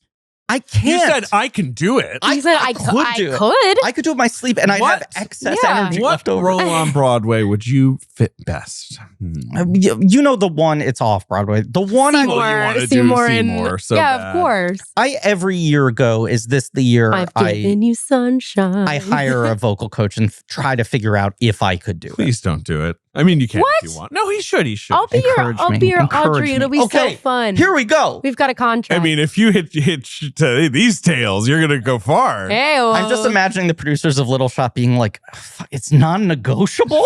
We want Zegler so bad. We have to take Newman. Jesus fucking Christ. What if you were like Hermes Things said in on Hades podcasts Town? are binding? You could totally be in Hades Town. I will say the Christopher Cyber part in Death Becomes Her is really fun. Yeah, but nobody Ernest? beats him. Nobody beats Christopher. I love Chris Sievers so much. He's the god. I agree. He He's is the a best. fucking legend. But because I have seen him do such insanely technically complicated things on stage, I thought the performance was going to level up to a thing I could not possibly ever consider doing. Right. Like his fucking Lord Farquaad on his knees knees the whole time. Or I saw his Mrs. Trunchbull and Matilda where he was amazing. I was like, do you think he feels like Death Becomes Her is a nice break? It does feel like he it. just has to walk around in a suit. Because Jennifer Samard and Are you going to see him in Bat Boy? oh my God, He's doing doing Bat Bat Boy Boy? at Encore. He's playing the Reverend. I assume so. that's exciting. I love encores. He is phenomenal in Death Becomes Her, but it does feel like a little bit of a princess part where I think he's like, they get to do the crazy stuff. I agree. Have you seen it yet? I haven't. I saw it recently. I just feel the need to acknowledge this because we covered Death Becomes Her on this. Paul Tazwell costumes. That show is a tremendous amount of fun and is Eric Winterling built them. They're just incredible pieces of costume. It is an astonishing production. Yeah. It is like impeccably staged in I love ways where that. the scenes are introduced and I'm like, I don't know how you pull this scene off. Fuck yeah. Like I love knowing hearing the that. movie where Yeah. you're like, there's no way to translate this right now. Beyond even the kind of like magic, Like the stagecraft. Beetlejuice stuff that's Yeah. been done. Yeah, there is just, it is You incredibly can't well put a hole in a conceived show. woman's stomach, and they do. They do. Yeah, don't say Beetlejuice one more time. I won't. Okay. I could play Lydia. Sure. Hey, Mom. I'm trying Never to think of seen other Beetlejuice musicals the I could do. musical. No, the only one I would do is Little Shop. Yeah. Little Shop. It does feel like that's never going to close too. It's really crushing. Yeah. It's a little. Yeah, and unfortunately, there's no shortage of Seymours. All the most handsome men on planet Earth, above 6'3", are lining up to play Seymour. It's going great. Other things I want to talk about. Justin Timberlake, who I have bristled at. Just crazy that he's in maybe the 2 best movies of the decade. That's all. Yeah. I know. This and Social Network. This Yeah. was this period This in where terms of benefits. it felt like he was like, I want to make a serious Yeah, go I'm at going to being work an with actor. Right, we're going to work with really serious guys. And he's not bad in it. He's totally fine. I think He he's gets really the job good done in this movie. And he's really good in Social He's great Network. in Social Network. And then he was like, great, thank you. I'll go be a movie star now. And everyone's like, Justin, no! you had it. You got to be in Shrek the Third. You have enough. You had the 3 Greedy. best movies of the decade. Honestly. That there was this feeling of like, don't do yeah, In Time. Don't do Friends with Benefits. Don't do Runner. This isn't what we want of you. Runner. Like, oh my what God. if time was money? This That was that movie. and Social Network are like working with the best directors alive who are using your energy in such smart ways. I think he's really, really good. He's good in this. I mean, he's also just. I think it's a very clever piece of casting to have such an established pop star play someone that Llewyn would be chafing against. I mean, it was the era of that, wasn't it, though? Like Adam Levine doing Begin Again and Yes. other films, But he like really underplays this. I mean, Yeah. the moment that I think he really nails is when Llewyn goes, "Who wrote this shit?" And he takes the 2 seconds before saying me. Right. And he's like, how defensive am I going to be in this response? Given that I am 8 levels above you in status at this point anyway. Yeah. But yet you can tell that he kind of looks up to Llewyn Absolutely. creatively. He knows Yeah, Llewyn is 100%. for real. It's the magic of guys like this where even when they're shooting themselves in the foot and like everyone else is lapping them, they still look at them and they're like, but I want this guy's approval. Yeah, I want to be like him. And more than anything, I don't want his judgment. Right. I don't want him to feel like I'm part of the problem. Yes. I want to call out some other cast people. I need to pull this name quickly. Jerry Goldsmith. Jerry Goldsmith is Mel. No, I'm sorry. His name he's is not Jerry Goldsmith. That's a famous I was composer. gonna say, Yep. Jerry Goldsmith is. Mm-hmm. His name is. Thank you, Jerry Grayson, who I worked with on Beware the Gonzo. Oh, sure. He played the ornery old diner owner. Oh. I spent a lot of time with this guy. Is he lovely? He passed away like months before this movie came out. This is his final performance. Oh. He was It's a great final performance. absolutely. It's really It's fantastic. incredible. Yeah. He was an ornery old character actor who started out as part of a duo act. He kind of had his own like Martin and Lewis thing. They played in Vegas. Wow. He was a little bit of a like Llewyn Davis of Of his generation. comedy in the That's so kind of like crazy. Rat Pack Club era. And then he transitioned to being a really good character actor. He did Death of a Salesman on Broadway and had a heart attack during intermission. This is his famous story. He finally died of heart disease. But May 1st, 1995, a heart attack brings real drama to Broadway. He died. They brought him back to life and he was back on in the second act. You're fucking joking. I'm not joking you. Do you think he was the one who was like, I have to go on stage? Yeah. Yeah, Absolutely. I imagine. I feel that way too. Yeah. And the previously mentioned Sam Rogal, one of my best friends, I brought him to, this was like the first movie I was ever in back when I was an actor. And I brought him to the rap party and Sam got like buttonholed by Jerry Grayson, who monologued him for like an hour. And Sam was in college in a film course. And he was like, I have to make a documentary about someone. Do you think Jerry would let us do it? And we went over to Jerry's apartment and just filmed Jerry talking for like 5 hours. He lived in like Tracy Letts' basement. He had an apartment that was just like 20,000 Blu-rays and every photo of every show he did when he was like 25 going, look at how gorgeous I was. And then we go see Llewyn Davis together and we're like, oh my God, Jerry Grayson. It's the part his whole career's been building up to. And it was his last role. And then we realized after walking out of the He had movie that he had died.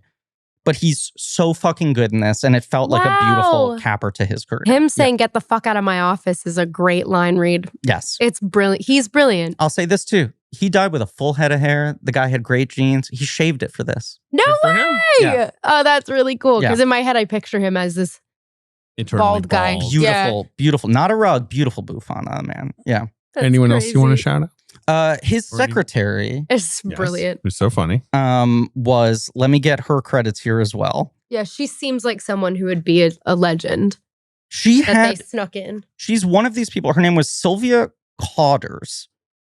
She's one of these people who basically didn't hit until she was 65. Love those stories. And then was in like, she's in Witness. She's the tourist with the camera that Harrison Ford sure. threatens to punch. Paul Giamatti yells at her in a checkout line in American Splendor. Sounds sure. She fights the Predator with a broom in Predator 2. Good. City Actually, Hall, Crimes and iconic. Misdemeanors, like this, obviously. She's like a classic, the lead of your movie yells at her for one scene kind of thing. But she basically had 2 careers. For 30 years, she was Philadelphia's director of special events.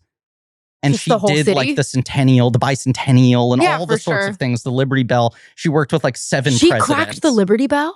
She cracked She it did it. herself. She did it That's herself. crazy. It was an She's accident. pissed off. I never knew that it was her. She didn't look where she was going. No, she didn't like the way it was looking at her.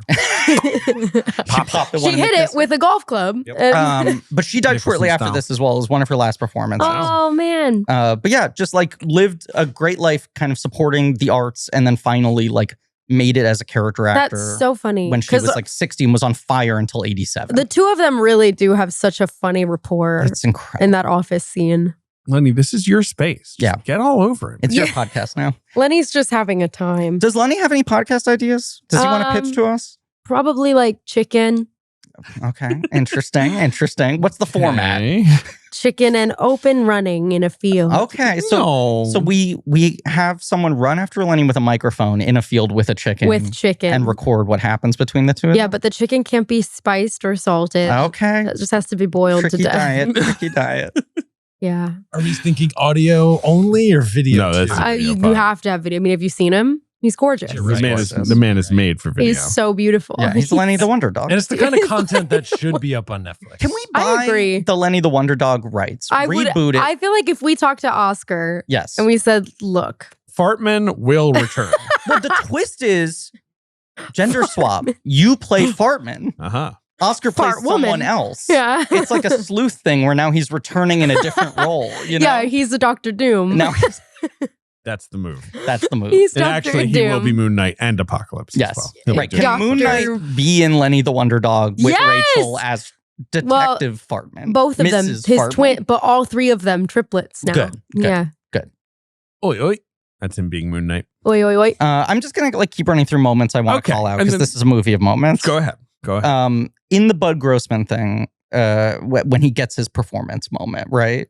He already bombs the joke of asking for the $5 for the record. Hysterical. Right. And then the guy's like, no, I'm actually going to test you. You're fucking here. You have to play for me. He's unprepared, right? He goes, here, stage. And Bud goes, not here.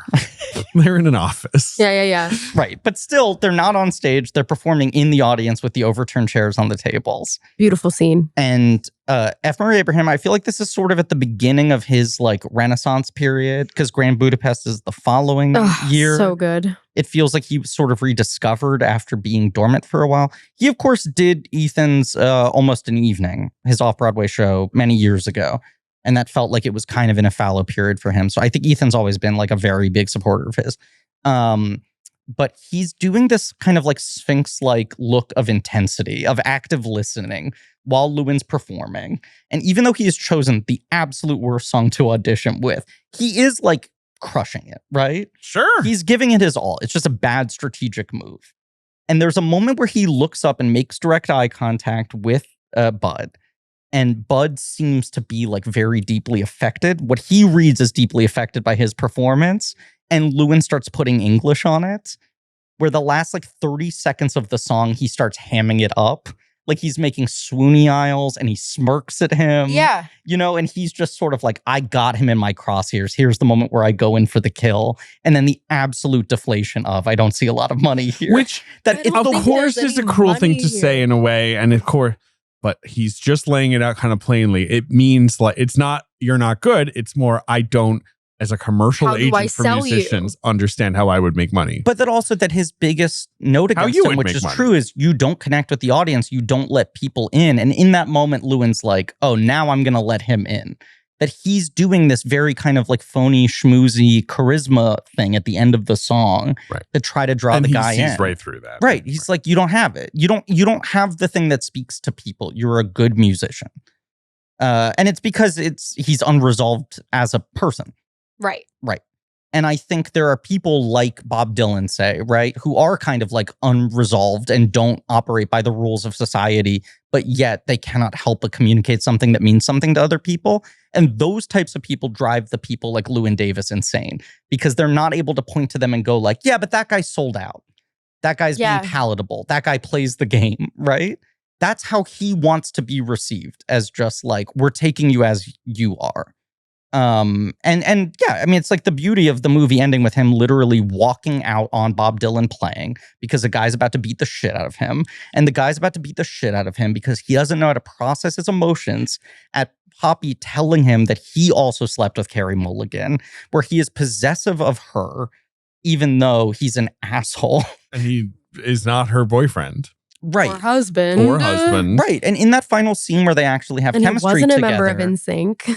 he wants to believe. He never was. He was never an NSYNC. in Yes. Pop, their best song. But he clearly wants to believe that in her mind, it's like, Llewyn's the great love of my life. And unfortunately, I can't ever be with him, right? That I'm the only He person doesn't want to be she committed cheats on her husband but with. he does want to be He a never number wants to one. settle down with her. Right. He wants the idea that she wants him more than her boring husband.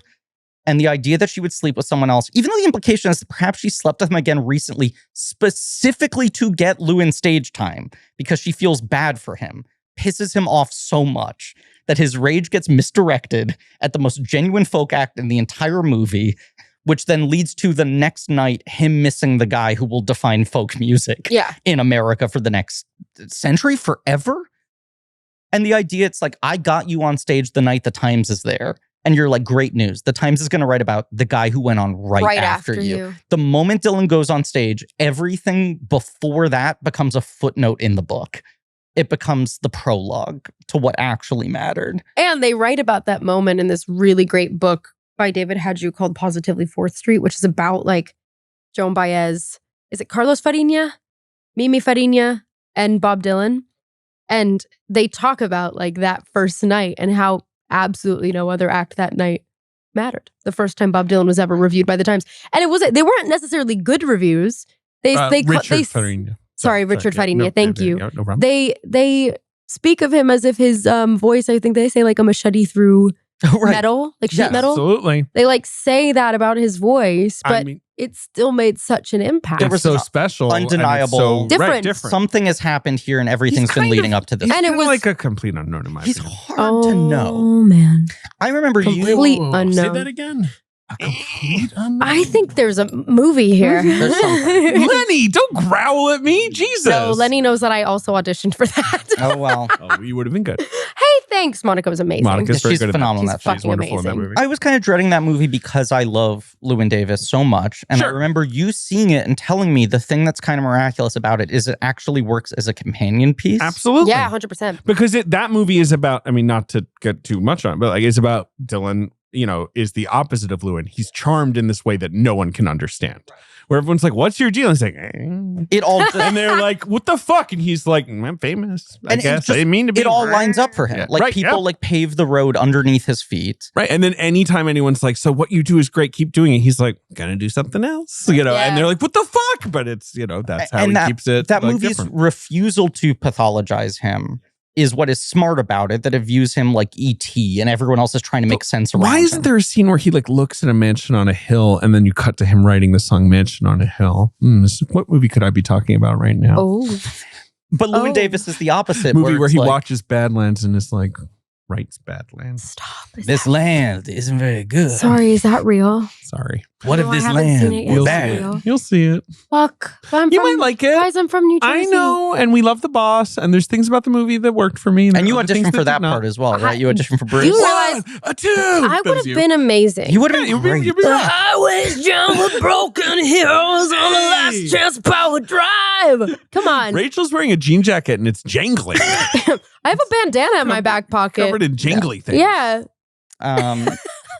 Yeah, no, I love that this movie is the inverse where it's like, let's spend a lot of time getting into the headspace of someone who cannot fucking figure it out. Yeah. Which is just always, when well rendered, But it's always relevant. drugs to me. Yeah, I understand. I absolutely feel the same way. I think that's why it was so moving to me, even as a young teenager, to feel like, oh yeah, I mean, this is what it's like, and that is such a teenage feeling too, to be like, when am I ever going to get it together? And it's like, Right, and you're like, not for another 15 you got years, plenty of bitch. time. Yeah, Right. like it's just, do you know what I mean? So I feel like it really does speak to so many audiences. And to some degree, it is like, the worst thing you can do is trying to fight the why can't I get it together thing versus like trying to absorb lessons from everything that happens to you. The aforementioned sitcom pilot with the cat that didn't go. I remember having an emotional breakdown to a comedy mentor of mine at a bar that New Year's Eve when I was like 23, and I was like, my life is fucking ruined. And she was like, the industry sucks. And I was like, you don't get it, but this was the thing. And she just looked at me and went, everything is the thing. Everything's the thing. And I was like, no, but you're wrong. I've been in shitty fucking college humor shorts. Those weren't the thing. She's so right, With though. every passing year, I'm like, everything is the thing. Everything is the thing. Everything is the thing. It is the whole point of the kind of cyclical loop and you nature realize of what this passes movie. you by is meant to. Until you learn the lesson. You will learn the same lesson over and over again until you actually learn it. Right, because there's a framing of this movie that is, he had one shot and it was to blow away the New York Times reporter at that show. But yet, the performance he gives for the New York Times reporter he does a good job. is It's the best performance in the that whole he movie. gives in the whole movie. And it's actually a moment of processing for him. Yeah. He solves something in He's himself made there in a some- minor I way. think he Yes. has made some progress. And I think he's going to be okay in about like 2022, you know? Moving at this pace, I'm saying. Like, it's a slow. I think slow- it's, yeah. I think 2022 more loops of the same Right. week Yeah, there you go. is But it's like, also just one of those. I'm where just you- imagining he's like 95 and he's like, I You know, think I'm actually pretty healthy at this I point. figured Like, it out. emotionally Right. healthy. I just need to call this out because Okay. you said you think this is why the movie relates to so many people. Our researcher, JJ, who I first must call out, texted us, by the way, most of the high school kids that I tutor don't give a shit about movies, but when they do, they have almost always said that their favorite movie star is Rachel. Granted, this is a sample of like 5 students who actually care about movies. Five but like 3 of them Wisconsinites love Rachel. listed her, but still. Okay, 3 of 5 Wisconsinites love Rachel. Rachel's making an appreciative face just no, for the I listener. I don't have the words. It's really, really sweet. You matter. Now, that started with, by the way, because it was following up this anecdote. Here we go. I have this full sense memory of walking to a Trader Joe's in Evanston a few days after seeing Inside Llewyn Davis. And at one point, Julie, JJ's wife, and I turned to each other and were like, that's our favorite movie of the year. And we just talked about all the stuff we loved the whole walk there. And then we grocery shopped. And when we got to the cashier, unprompted, he immediately said, I need to warn you about this movie you should not see. It's called Inside Llewyn Davis, and it's one of the worst movies I've ever seen. And they said this is a Trader Joe's, right? Like, he hadn't heard us talking about it. He was Ma'am, just this is a Wendy's. genuinely concerned we might see a movie that he thought was too sad. So the thing is, that's such a Trader Joe's employee thing to fucking Oh, do. yeah. They'll talk. where they analyze your basket and go, oh, is it taco night? None of your fucking business. Yeah. I'm in New York. I don't want to fucking talk to you about my... I'm kidding. I'm so joking. But that is a likely thing where they see somebody who has like a melancholic look on their face and be like, warning, there's a Look, really sad if movie you're out teetering right on the now. edge, right. Yeah. And the idea that they were saying this to every person they rung up for hours. Yeah, probably. But I think this is a movie where either you see it and like a lightning bolt to your brain, you're like, oh my God, that's the human condition. Yeah. Or you're like, why the fuck would I want to spend time with this guy? No, quite literally, yes. Right. It That's is exactly what it is. People who are allergic to this movie, I can't even fault them. I couldn't understand it. I don't get it. when I people- actually kind of don't really get it either. I don't get it. Because and, it's not like and I they- don't respect it. It's not like a I must say I misery porn movie. Like it'd be No, it's different not. if it was like it was a really wrenching movie about truly, truly awful shit. I'd be like, I get that you don't want to watch that. Fine. But it's not really like, and it's also, you know, it's short and like, yes, nothing really happens, but in Coen's fashion, it does move. Every scene's really interesting. It's got great performances. Music. Like There's the this really performances are hot guy who plays unbelievable. Llewyn Davis. His name's Oscar Isaac. You can look at his face the whole It's time. so hot. Can we talk a little post-Oscar? Okay. Because he gets Star Wars. And he's in what is sort of designed to be the Han Solo equivalent role, right? As you said, JJ offers him the movie, and originally his character was supposed to but they love him. And he said, that's what I just did in Bourne Legacy. I can't keep being the Right, kind of like the fake out lead of a different movie who's done by the end of the first act. And so they keep him alive. I think he's excellent in that movie. He's kind of the awesome. best part of that franchise, in my opinion. When they announced that cast, I was like, here we go. He is the guy who is going to pop from this. Because I assume that the major recalculation they're doing in the Disney Star Wars era is these things need to be funny again. They have to stop being so self-serious. Sure. And what we need is that kind of off-the-hump bad boy Harrison Ford energy. And Oscar Isaac is a really good analog for that. And I remember seeing A Most Violent Year with my father, which comes out the year after this. Is that correct? Coming out the year after this. Good movie. So the year before Star Wars. Mhm. My dad and I walk out of Most Violent Year, and we both are like, we're watching 70s Pacino. Pacino is the Yeah. comp from that one, for sure. 100%. For But sure. Llewyn Davis in Most Violent Year, and that's an okay movie that I think he's excellent in. He's really good. I like that movie. But it just felt like this guy is doing like Godfather, Godfather 2, Serpico, Dog Day Afternoon, back to back. This guy is on fucking fire. We're about to watch like a generational run. And then Star Wars comes out, and a problem I've identified before is Adam Driver basically takes... Oh. Everything good? This thing's unplugged. Yeah. Well, thankfully I have a backup. Do we need to plug it back in? Just keep talking. It's okay. I got it. No, Rachel, you're Rachel, fine. sit down. Sit down. It's fine. It's fine. No, it's you're not fine. Sit guilty. down. It's my son. You're innocent! No, I'm not. It's not your fault that people are walking down the hallway. Whoa, he brought the whole Mac down. Don't worry. It's just a little Mac Mini. It's all good. You say that, and then It's still Reddit. good. It's still Reddit's good. going to go ablaze. Rachel Zegler Yeah. can't control her dog. Reddit and it's true. ablaze? Reddit What? ablaze.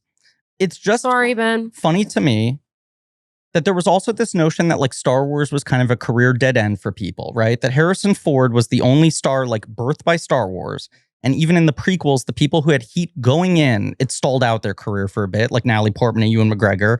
And the people that George discovered, like Hayden Christensen, got a little cursed.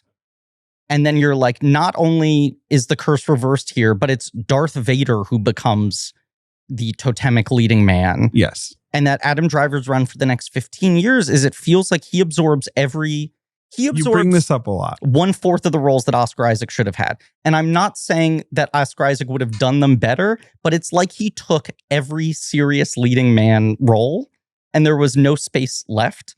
And Oscar Isaac's choices in the vacuum have been a little disappointing only because you're like, isn't this guy just supposed to be like fucking like throwing no-hitters over and over and over again? I think this is the pressure you put on Oscar I put Isaac. so much pressure on I him don't put this because I pressure on love him so much. Agree with that.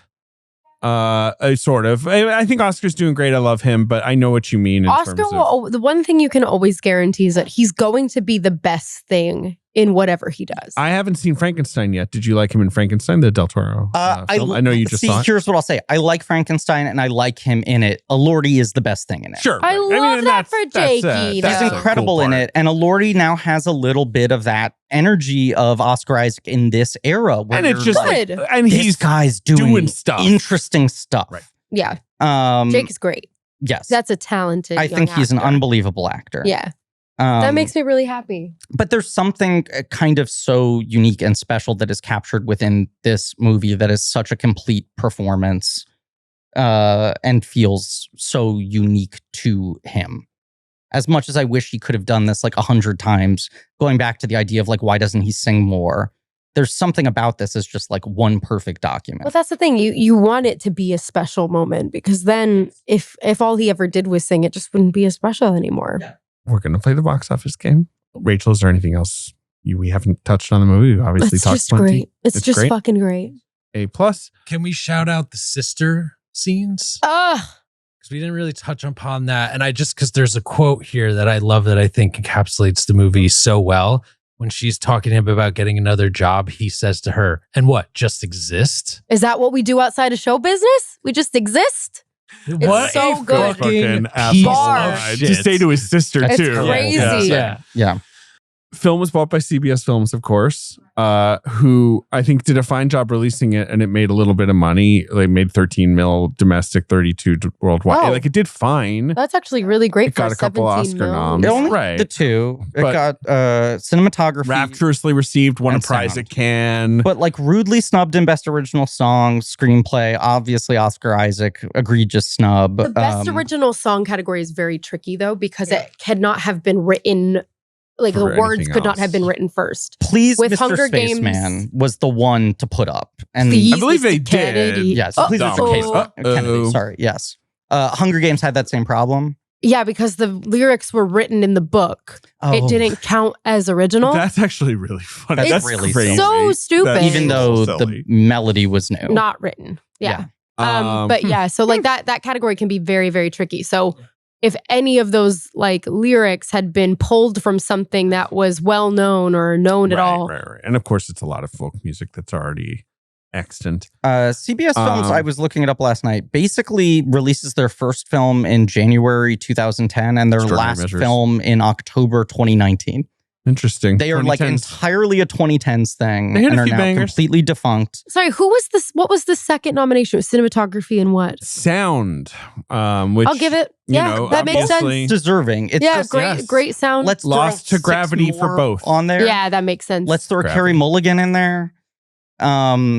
What was the thing I was going to say? CBS definitely tried to do a kind of Oh Brother thing with this. There's the concert film that's now harder to see. They did a concert for the New York Film Festival that was filmed at Town Hall. We performed there, and Rachel did the national anthem via, Excuse me. the ninth anthem yeah, there we go. please. via phone. Yes, via phone.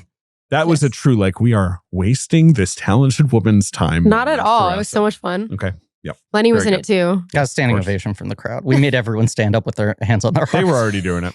Yeah. This film came out December 3rd, 2013, mere days before my first date with my wife. Oh, that's cute. But unfortunately, we went to see Dallas Buyers Club instead. Should have Bad seen this. choice. She'd already seen it. Number one at the box office is a film from the Walt Disney Corporation, Griffin. It's been out for 3 can I weeks. guess? Yes, you can. Iron Man 3? No, that is a great guess, but that was the Summer summer of release. this year. Fuck. Okay. What? So this What was is the big December, sort of- November. Mhm. Because so it's not okay. Disney. Is this the Frozen year? Frozen. Oh, Heard of it? yeah, Frozen came out. Heard of it? It is Yeah, Frozen. in November of that year, right? Yeah. So Frozen's doing rather well. I'm checking Of my notes course. here. Quite a big hit. I mean, Some Frozen is staying one of those power? things. Insane. Just today, I dropped my daughter off at school, and as is true almost any time you drop a child any place, someone was in an Elsa dress. Yeah. One kid's going to be in an Elsa dress. I love that, That's actually. the kind of culture ubiquity you cannot, recreate, right? It is one of the most culturally omnipresent things. Like yeah. Frozen has as much saturation as like bananas. Yeah. Number two at the box office. Interesting, Rachel. What could this be? It's from Is it Catching Fire? Yeah. Francis Lawrence's The Hunger Francis Games Lawrence's. Catching Fire. In my The opinion, Frankie Lawrence. It's the best Hunger Games film. I think it's the best of the original series for sure. And it's got the trick where they expand to IMAX, which I think is really cool for Yeah. the games. Very, very good movie. Number three at the box office is new this week from a director I was just making fun of his new movie. Wow. You were just making fun of his new movie. Mansion on a Hill. Oh. It's a scoop. It's a scooper picture. Scott Cooper picture Is it Crazy Heart? No, Crazy Heart's earlier. Is it Out of the Furnace? It is Out of the Furnace, a film I've never seen with Christian Bale. Rachel, it's weird Casey that Affleck? face you're making right now because this is a movie that absolutely exists that we talk about all the time. New Jersey. Oh, fuck. It's about guys in New Jersey who are a little unsavory. Crazy Heart wins Jeff Bridges the Oscar, and they announce like this is Scott Cooper's follow-up, and he's got like 10 of the best actors alive in it, and everyone's like cracking their knuckles. How have I never heard Absolute of this movie? banger coming. Movie comes out. And I actually quite like Scott. So like, and he's a really nice guy. Just a movie that made Everyone loves Scott Cooper, and I shouldn't be making fun of him. Zero Rachel's impact not making whatsoever. fun of him. It's Thank a you, zero Sims. impact movie. I've never seen it. I've never seen it. It was a movie that made like not very much money and didn't get any Oscar buzz. But number 3. But it's opening number 3 in December. Not bad. Number 4 at the box office. This is a film I did see on a date with my wife. It is a Marvel film. The Marvel film of current. Came out about a month ago. Oh, sort of November, the November 2013 Marvel film. This Thor the Dark World? Thor the Dark World. Sif. Starring Zachary Levi. He is in there. I wouldn't say he's starring. Starring He's featuring. Shazam 2's Zachary Levi. He's there. It is Harold a and the movie Purple Crayon. that David and I vouch for very hard. Fun movie. That we really like, that we put upper Marvel tier. I really like that movie. I will Thor the say, Dark World? I like Thor the Dark World. most of the performances. Rachel seems in it. skeptical. Yeah. I Are you a Marvel girly? I am a Marvel girly. I haven't seen Thor the Dark World. Check it out. It's Kat Dennings. Everyone's really I love rude Kat to it. Dennings, yeah. Everyone's rude to it. Everyone's rude. I know this about that film, that people are rude to it. They But shouldn't be. I quite like the Thor franchise from what I have seen. Very fun. Yeah. It's Now- the one that kind of takes the mythology seriously. And I'm not saying that in a nerd but jerk still off way, in a but fun it's way. like, what if we treated this like Yeah. fucking, they're gods. Yeah. It also looks good in a way a lot of the Marvel movies don't. Number 5 at the box office is a comedy that kind of is. It's a movie star, comedy movie star comedy. It's kind of at the end of his comedy movie star era. One of those posters where he's literally doing this. He's doing the face. Is it Vince Vaughn Delivery Man? Bam. There we go. Oh, wow. David's impression for the I did listener. a pretty good impression Yeah, of the yeah, poster. yeah. It He's was like, good. fuck, I have 53 children or whatever. This is like He's like a sperm donor. Yeah. and it turns out he has like 200 Oh, children. it's 533 children. Wow. Jesus. Okay. Strong swimmers. This is like a Sorry. bunch of Michael Phelps in those testes. Heyo. This is like peak Griffin auditioning for everything, struggling Stop. actor, period. I think You were one of the 500. I think I straight up auditioned for 15 different kids. Because That they kept is- being like, we liked your read on this. We went a different way. We have 6 more kids we want you to read for. Because some of the kids are like leads. Some of the kids are one scene. Some of the kids are one line. They just kept throwing more That is sons at crazy. me. Yeah. Not in the film. Not in the film. The other films out, Homefront. Is that the one with Franco that like And Sylvester Statham? Stallone wrote? Yes, it's this old Stallone script that was made with Statham. Statham is the good guy and No. Franco's the bad guy. He's an American patriot being hunted by Franco as a creep. Right. I'm trying Franco is an evil meth dealer. right. Who And- plays Franco's wife in that? Of course, Winona Ryder plays Gator's girlfriend. There we go. Franco's playing a character called Gator. Mhm. And Kate Bosworth plays Gator's mean sister. Okay.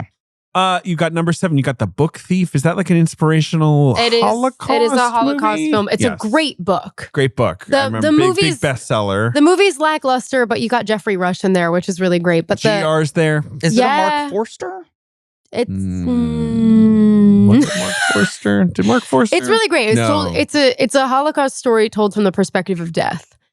In the book, at Oh, least. I like the It's sound of Is that. it Mark Zusak is the author? I think. Really, Correct. really, really Marcus great. Zuzak. The director of this film is Brian Percival. Wow. He Okay. never really made a lot of movies. It's He did a lot Downton of Abbey Downton guy. Abbeys. Yeah, okay. That's so funny. Brian Percival aren't those 2 of Dumbledore's middle names?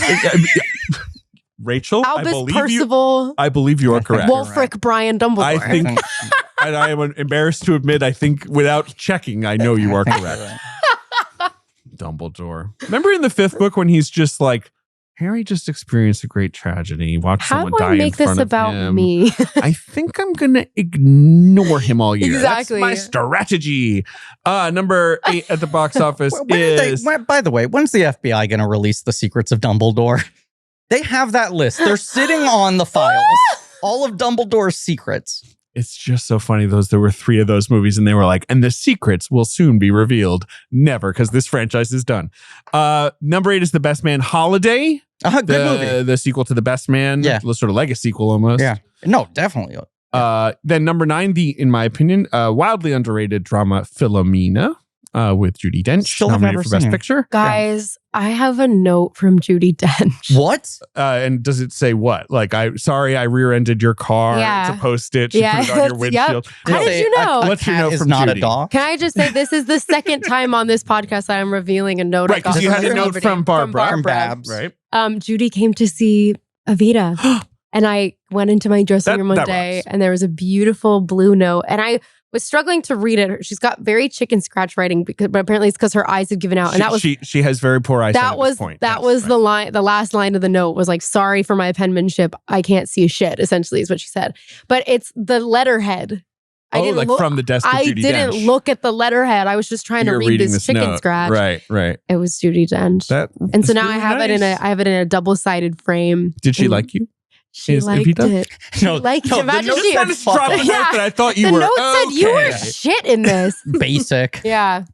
Patty did it better. What a queen, Judi Yeah. Dench. That's Love her very so cool. much. Philomena. herself. And number 10 is Black Nativity, the Casey Lemons movie. Oh, sure. Which I've never seen. Another like big ensemble family movie. I mean, Love it's the season. Tis the season. Tis the season. Twas the season. And number 11, Dallas Buyers Club, soon to be seen on a date by me and my wife God, at what the a Williamsburg time. Theater. What a time. What a time. At the Williamsburg Theater. At the Williamsburg Theater. Love The it. That's where I saw Megan. cauldron of romance. That is Excuse me. where it is. The That's law where I requires saw you see Megan there. Mithrigan. I was going to ask you to correct. Thank you for Mithrigan. I'm sorry. Yes. Mithrigan. Mithrigan. Yeah. I love this movie. Me Mithrigan. too. Yeah, I love Mithrigan. No, I love Llewyn Davis. I I could love watch this it so movie much. every day of my life. And I get did my different freshman stuff year out of of high it. school. Hell yeah. It's got really great rewatchability actually, because I agree. as you get older, as you go through different things, you notice different things about it. You have different sympathies, you have different annoyances. It's really fucking fantastic. And also rewatching it feels like resetting the cycles of his life. Yeah. Yeah. I actually had to like stop myself from saying this to Ethan Coen at a party once. Did you I met him and I pretended that I didn't know who he was. Rachel. I was really nervous. No, he didn't say like, I'm Ethan Coen. No, He of course, said, correct. my name is Ethan. I was like, cool, what do you do? Right. You know? That's quite a move. You have to. You have to. I'm so sorry. Yeah. I can't. Like, I got so nervous. Because how do I explain that I've seen the movie like 300 something times? I think you could say that to him and he would go, or he'd go, Cool. why? What's wrong with you? I do think that's I how don't he think would Ethan respond. Coen would what, say that. what I think Ethan prescription are Coen you would on? make that kind of joke. How much Zoloft do you take? I think you're right that this is, he'd pull out a list of alts and they'd be all the things you just said. I don't think that's a guy who takes compliments. No. Well, I that's the imagine thing, and that's true. why He probably deflects it with a joke. You're right. And that's why I like wouldn't dare compliment him. He's probably been complimented enough. He does ask for, he did ask my best friend for an opinion on his current play that is playing with At Aubrey the Plaza. Atlantic, yes. And like they all went out after. My best friend happened to be there. And he was like, should I change this? Like asked her for like Damn. genuine advice. And she said, I think you should keep it in. And he did, which is really cool. I need to go see They're it. really cool people. Like they're just, I mean, you can't deny it after watching one of their films. You're like, a really cool person had to have made this. And like, they are cool people. It would be funny if they were total squares. Total squares. They were like, I love J. Crew. And and Old Navy. Right, exactly. Just Ska boring music. things. Yeah. Well, wait a Well, second. hey a now. Ben Wait a is second. right there. Yeah. Well, I mean, I don't. Wait a Right, second. right. You're just a historian. You're an impartial historian. Ben, you were I'm just a a- former There was tuba player. I was gonna say there was Hey, a don't you dare in front of Rachel. I Ben, was you a split hey, it I was an alto saxophone player. there you go. Cool. Shout out tuba. Shout Brass- out band. Brass, Shout brass out band. pals. Well, I was technically a woodwind. I guess the sax is technically. Yes, but it You know, is. it's got the metal on the outside. at least. Okay. I guess that's cool. Whatever you say. I'm a ska appreciator, and I also appreciate I it. didn't want someone to come for me as far as like my lack of ska. You didn't want some baggy knowledge. trousered fellow knocking Yeah, on with your his- door. He starts swinging around his fucking chained wallet and ropes me. What a nightmare. Ties you up in some suspender. Kicking you with his checkerboard van. Trying to think of other exactly. Steel-toed checkerboard vans. Rachel, thank you very much Thank for you for taking having the me. time You're the in best. your very busy schedule to come do this bullshit for 2.5 Stop. hours. I'm genuinely like so honored because I love talking about this movie and I love talking about movies with you guys. It's lovely to talk to you. And see you. Time for me to plug the Evita album. That's what I was going to ask. Yeah. Please, Evita. No, I'm kidding. Because when does this drop, guys? When do you think? Pretty soon. Actually, Let's find 2 out. weeks? Yeah, Oh, it's great. gonna drop on November 2nd. Awesome. So the Evita album is going to be available. It's selections from the Evita album. It's not the full thing. On October 24th. So by the time you are listening to this, it'll be out on all the platforms. And I should listen to it on a Stairmaster, right? Going up and down stairs. to at get all the times? full experience. And then you should go outside. and go outside on a balcony and like look up at don't be on the balcony. You've got to like go outside, look up at a balcony. Oh, okay. And then- Right. And to listen to Argentina. To Don't Cry for Me, you should Argentina. just find the nearest balcony in your Yeah, eye line and focus on it. Absolutely. And also, tweet at Cash Patel, demand the release of the full Evita cast recording. Oh, yeah, exactly. What Selection. selection? I can't say anything on this matter, Sure. but just I'm know that I feel the same way. 10 Uh, tracks, 10 tracks, it's a 3-hour fucking musical. Release the full And album. it's sung through. And it's There's sung no through. talking. It's an opera. Yeah. Release the secrets of Dumbledore and the crimes Yeah. of Where Grindelwald. are the Please do that. Dumbledore files? Is there anything else you want to plug? Is there anything else coming up? Not really. Okay. Let's just like, I don't know, call your senators and pressure them to bring Evita to Broadway. This is a very good Wait, plug. now wait a second, it's Rachel. No, it's it's the a number national one matter. issue plaguing our country It's a today. national matter. There is a criminal Just lack of kidding. Evita on Broadway. Go vote Mamdani, guys. Yeah, well, this will I come guess out. election day is 2 days from now. If you Yes. live in New York, please Yes. go and vote. That The is name absolutely- is Mamdani. And I Very will awesome. say, empty. when I went to vote in the primary Mhm. and I was going to my early voting location, I voted early, not Yeah, to brag. same. Hey, not to brag. The Zoran canvasser came up to me and said, "Are you David Sims from Blank Check?" And I said, "Yes." And she said, "I'm a big I'm so fan sorry. of your Zoran show." Mamdani, friend of the pod. Let's get Zoran on. We could do it. What movie do you think he'd come and talk to you guys about? Well, not one of his mom's movies because that would be too I personal. know. I That was would be talking too about personal. this with someone. I was like, if we had done Miraneyer 3 years ago, it would have looked cool and it would have been easier to book him now. Yeah, If you would have Right. been like, oh, you guys did that? That's like, that's cool. right. Now we can't do it without looking like we're trying to No, get his whatever. What's his attention. favorite movie? Let's find out. We should find out. This is a big voting issue. Yeah. Yeah, we should be. What if hearing he this doesn't more. like Inside Llewyn Davis? Then Cuomo's just like, my favorite movie is whatever the best movie is. Whatever everyone agrees who's is the the good other guy? movie. Sliwa? Sliwa. Yeah. Him being like, Gangs of New York is about me.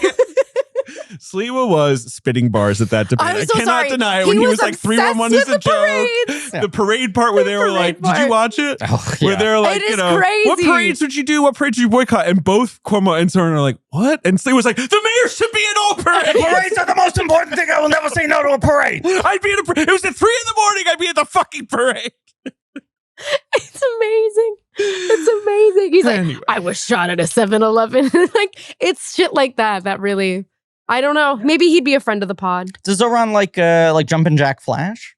Because Penny Marshall. 'Cause Very Penny funny. Marshall. Absolutely. Penny Marshall. Yes, yeah. We I'm always sure he say that does. Penny Marshall's next. Thank you again, Aw. Rachel. Hey, thank you Thank guys you. so much. Thank you all I for love you listening. guys. Hey, we love you. You're the best. I am. You're 3 out of 5 tutored kids' favorite movie star. I will take it. That's like 3 more than I ever thought I'd have. So Golden Globe winner and Hi. consensus favorite I of do have a JJ Golden Globe. Birch's pupils.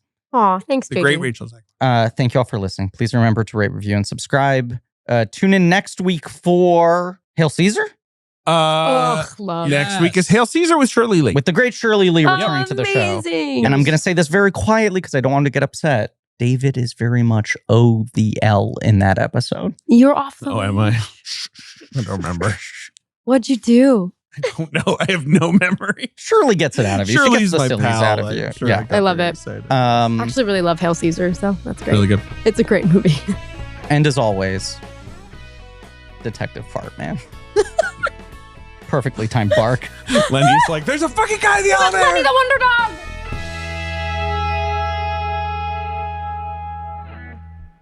Blank Check with Griffin and David is hosted by Griffin Newman and David Sims. Our executive producer is me, Ben Hostley. Our creative producer is Marie Barty Salinas. And our associate producer is AJ McKeon. This show is mixed and edited by AJ McKeon and Alan Smithy. Research by J.J. Birch. Our theme song is by Lane Montgomery and the Great American Novel, with additional music by Alex Mitchell. Artwork by Joe Bowen, Ollie Moss, and Pat Reynolds. Our production assistant is Minnick. Special thanks to David Cho, Jordan Fish, and Nate Patterson for their production help. Head over to blankcheckpod.com for links to all of the real nerdy shit. Join our Patreon, Blank Check Special Features, for exclusive franchise commentaries and bonus episodes. Follow us on social at Blank Check Pod. Subscribe to our weekly newsletter, Checkbook, on Substack. This podcast is created and produced by Blank Check Productions.